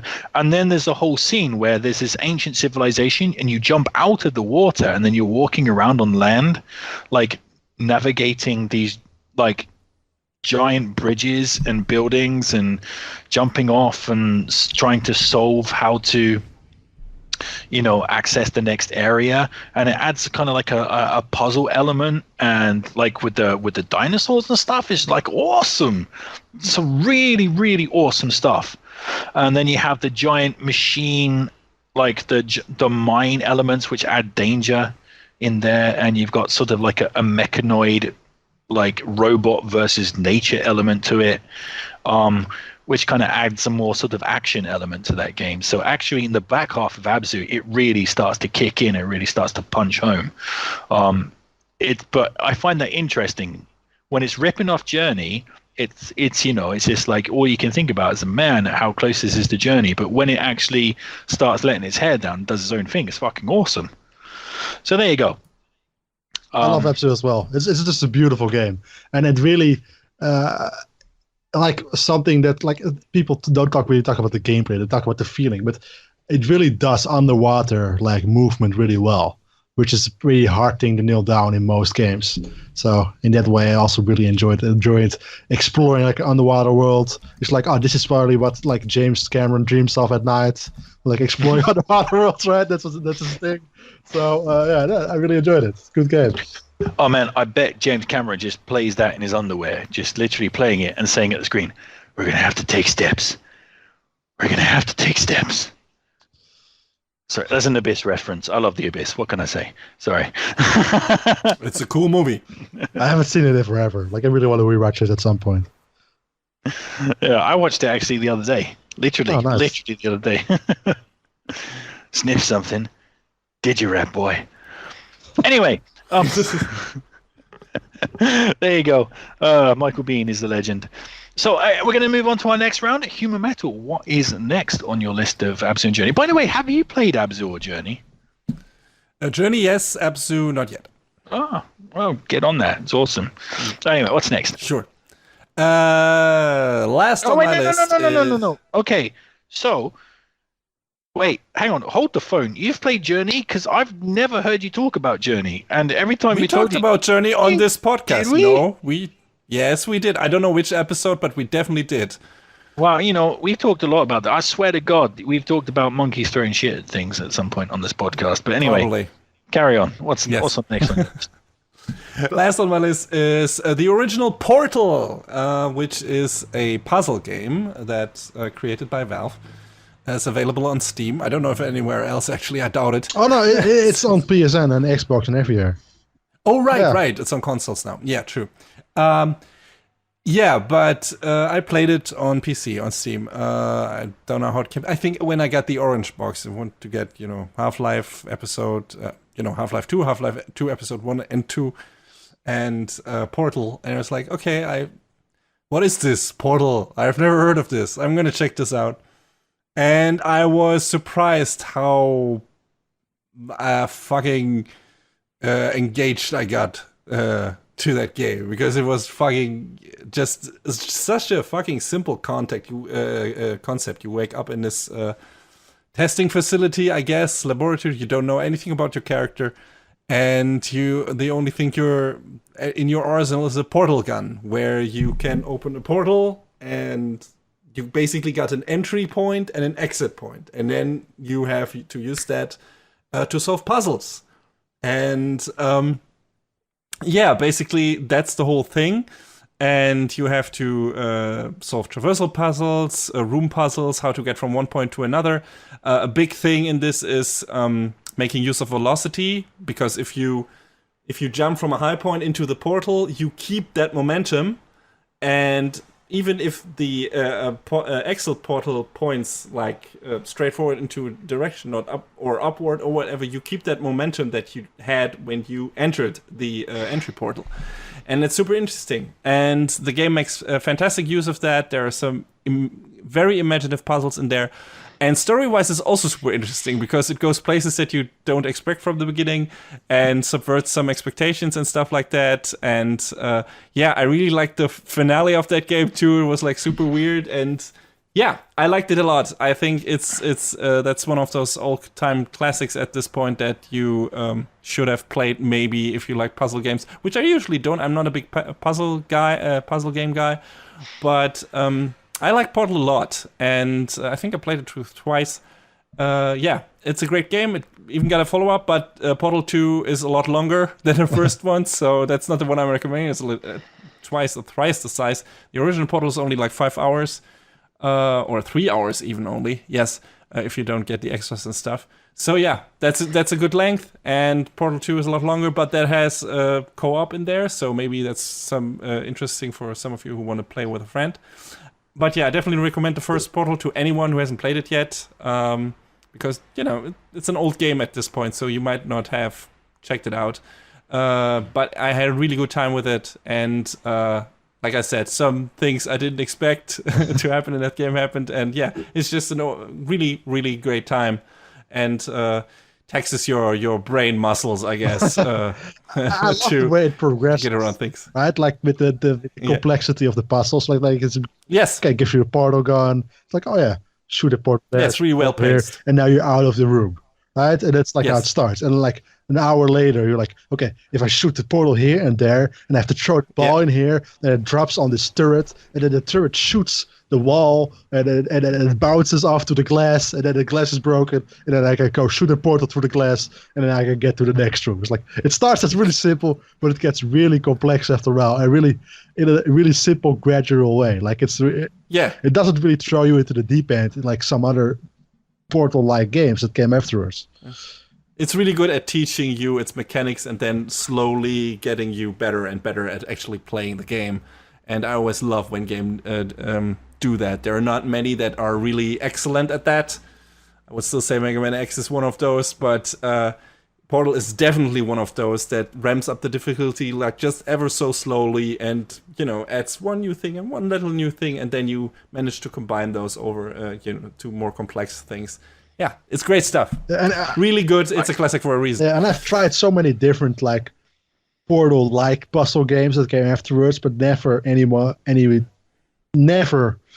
none of them scratched that itch, right? Like none of them reached those heights. And also, a thing that's understated in Portal is that like the story is very like minimalistic, but it really keeps you going. Like it really, you want to like find out what happened, find out what is happening in the world. Solve that mystery box. It's very J.J. Abrams in that way. But yeah, you want to get answers. Like it really keeps you on the line for the entire game. Like you really want to know what happens. And of course, an amazing voice performance by I'm not sure who did it, who plays the character. I'm not sure what the name of the character is, but it's like an amazing. Gladys is amazing. Gladys, yes. Like it's a classic. Yeah, definitely. I can't speak to the first Portal because I've never played it. However, I have massive love for Portal 2.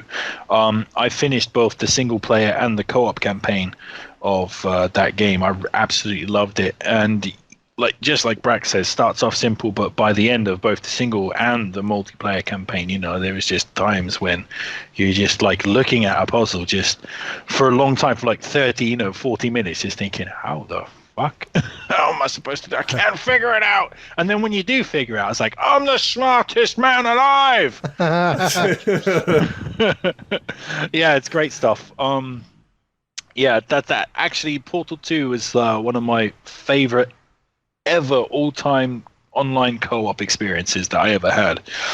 Me and my best friend at the time played through that, start to finish. Not all in one go, obviously that's impossible, but it was such a good time with Portal 2. Just love that game so much. And it's hard for us to figure out as players, but if you think about the genius of the people who had to put that puzzle together in the first place, quality stuff, just really good, and hasn't been bettered yet. So great stuff. Yeah. People always talk about Half-Life 3, but I'd much rather have a Portal 3 myself, to be honest. Oh damn! If you and I could get a modern generation Portal game, Bragg, that would be awesome. I'd play that with you in a heartbeat. That'd be great. I much prefer that than Half-Life 3. Damn. So what's next on your list, Bragg? Next on my list is the follow-up to another game that could be on this list, Limbo. It's Inside. I'm not sure any of you guys have played Inside. I've played Inside a lot. You mean you played Inside on your games? Like your mom says, like, oh, you have to go play outside. Nah, I'm gonna play on my NES or SNES or whatever was the game console when you were a kid. He's thinking too innocently. He's a young boy. Yeah, no, I know. No. You think I'm thinking too innocent? I'm trying to avoid the missile that you're shooting. You know what I mean? Like, I know what you're trying to set up. No one avoids the missiles I'm shooting. Yeah, I know what you're trying to set up. It's like, okay, I'm going to just avoid that, just keep going forward, avoid the every, dirty jokes you're trying to set up. Yeah, but you shot yourself in the foot when you said shooting missiles. Let's be honest there. Anyway, carry on. But maybe you guys have played Limbo? No? Yeah. A bit. A bit? I played the demo, yes, but I haven't played the whole game. This is very much gameplay-wise a follow-up to that game, but it's very much a hidden version, a much more deeper story-wise version where you play this little. It's Inside. But you play like this little unnamed boy who like explores this like surreal environment, very 1984 like type environment where you don't know what happens and there's some mind control stuff going on. But it's like very beautiful looking monochromatic like art style, which is dark but with splashes of color used to like very differentiate like what you have to pay attention to. And it has like a puzzle element like Limbo, where it's like a puzzle element where you die a lot and then you get like go back and now you know how to do it this time around.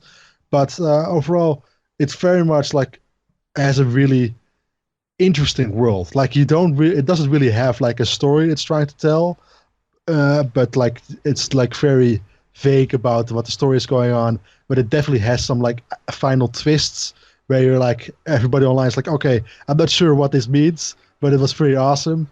You know what I mean? Like it's very hard to like.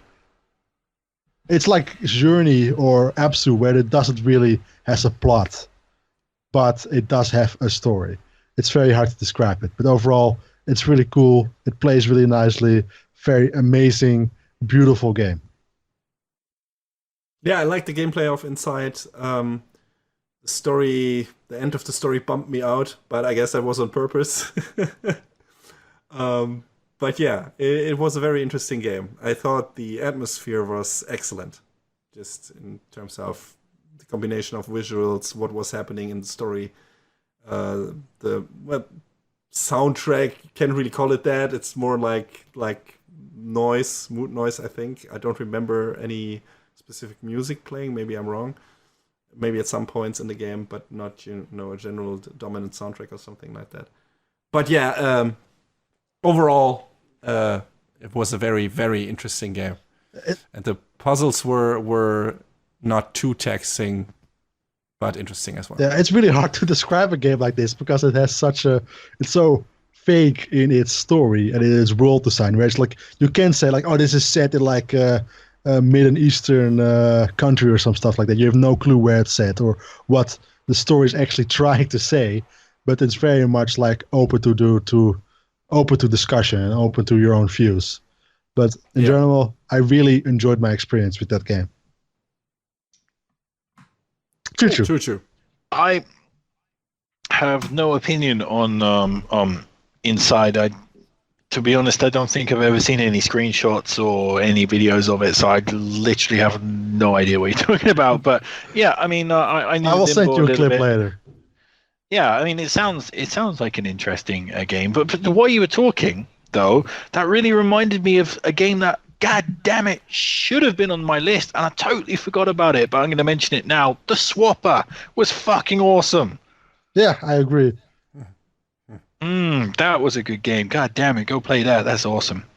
So, yeah. So I will. Swapper is actually because I think the Swapper feels very much Portal inspired as well. Yeah. Where it's like a very much a nice environmental like puzzle game, but with like a story to it, a little bit like very fake, but it definitely has like a story that you really very mystery boxy as well, where you really like want to find out what's going on here, and by the end you do, and it has like a nice little twist at the end as well, which I really enjoyed. Yeah, I really loved the Swapper. That was a really good Portal one. Plus, that holds a special place in my heart for being the first ever PlayStation 4 game I finished. Cool. So okay. So yes, my last pick. Wow, geez. Don't know how to approach this because it's such an interesting game. So my top pick for short games at the moment would be What Remains of Edith Finch. A walking simulator, as Brack would say. I guess it's lumped in with those. I think far and away, like Brack was saying with Firewatch, I've not played Firewatch, but for me at the moment, What Remains of Edith Finch is the best walking simulator that I've played. Oh geez, where to start with that game? Christ. Well, basically the plot line is kind of about a girl who returns back to her family home and her family have what's considered to be a curse, where many of her descendants in the past have all met some kind of untimely death. And as you go through this giant sprawling family house, which all generations of her family have lived in at one point or another, you revisit the passing moments, the moments where each of these people died, to sort of better understand your family history. So basically you repeatedly go through family members' deaths and why they died and what type of people they were.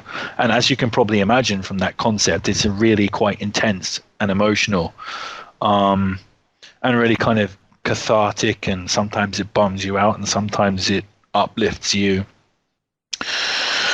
So for what really makes that game stand out is that each death that you play through has a completely different gameplay mechanic to it, which is brilliant. And the gameplay mechanics are sometimes really, truly wonderful things. Like,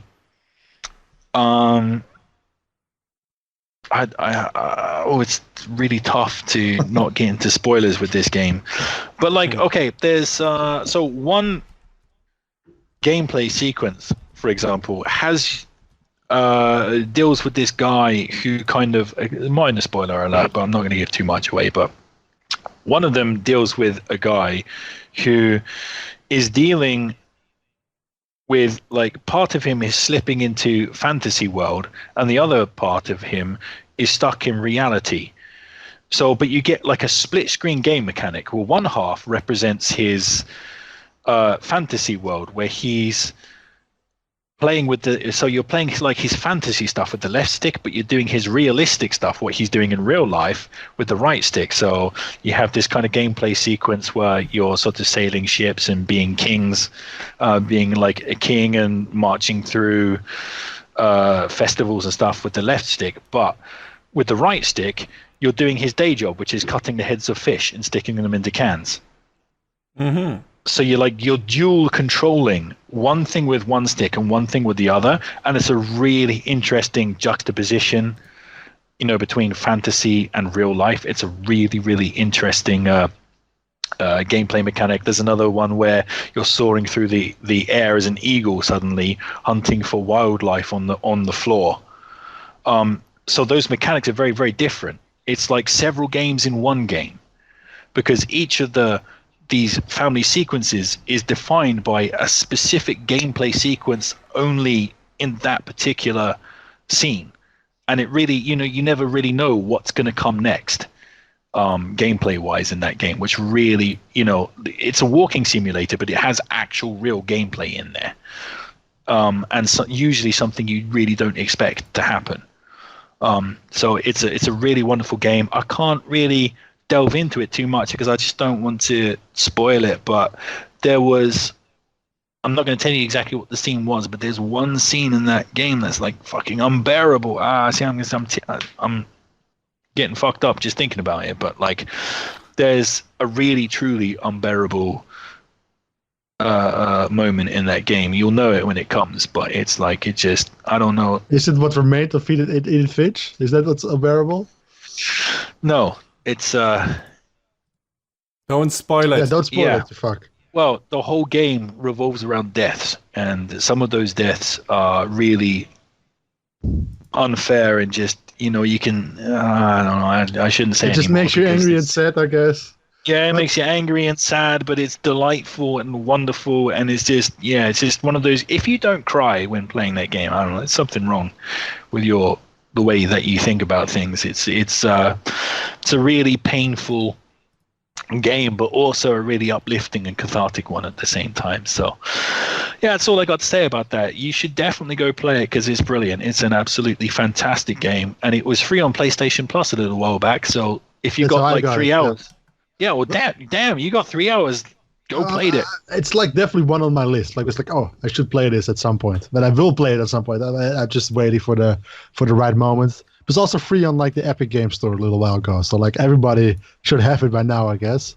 And I'm also really interested in it because Edith Finch, like most of walking simulator type games, right, are made by first-time studios, like by indie developers, and this is like their first game. But Edith Finch is a difference. Like it's a follow-up to another walking simulator game by that same studio called The Unfinished Swan, which I enjoyed, but had a lot of problems with. So I'm really curious what to see what they learned from their experience making that in Edith Finch. Well, Edith Finch, I can tell you, Edith Finch is a far, far, far, far superior game to the Unfinished One. I just like, yeah. The thing is, like, the walking simulator parts of Edith Finch are fine, and especially because it deals with death and tragedy and stuff. The house that you're walking around is sometimes unsettling and kind of creepy. So it has a mild horror element to it as well, which is pretty cool. In fact, it has one section of the game that is dedicated to horror, which is awesome. I don't want to get into that because, like, that's the thing. Like, that's one of those games you can't say anything about it because everything in it is a spoiler because it's all to do with surprise and just what wonderful thing is coming next. Jesus Christ, in that game. Is Jesus Christ in the game? Yeah, that's a twist. Definitely at some points. But yeah, it's when that game, what is really truly special about that is when it escapes from the walking simulator stuff, when it suddenly throws a game mechanic at you that's, hey, now I'm having to sneak around killing people. Like there's, yeah, each death has a specific gameplay sequence attached to it, which is specific. You only play that once, and you have to learn the mechanics or figure out what's going on, and it's brilliant. And it goes in really truly unexpected places that that are just genius and you wouldn't expect. But that's budget. That studio had budget to make that game, so it wasn't just a walking simulator. It was that had real gameplay mechanics with ideas behind them. That's what makes it so wonderful, that it's not just walking around someone's house listening to audio clips. There's actual things to do there.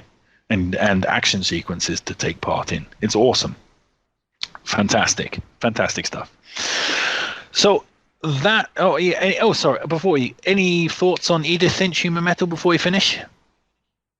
Well, it's in the same backlog as Abzu is, so eventually I'm gonna get to it, but I haven't. Or die trying, but I'm right?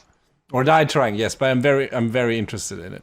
All right, yeah. I've heard so many good things. Well, you should definitely act on those then. But that's one of the problems I had with Edith Finch. There's like another game, The Disappearance of Edith Eleanor Rigby or something. There's another game which has like a name that really seems the same as Edith Finch. So I accidentally played that, thinking it was going to be Edith Finch. But it's also a walking simulator, which was quite good. So I didn't have a problem with it, but it's kind of hilarious that like two games have such similar names as also walking simulators.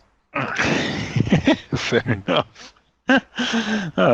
But hey, that's our opinion on shorter games. So what's your opinion of Radiophonic Sea Creatures audience? Yes, Brack?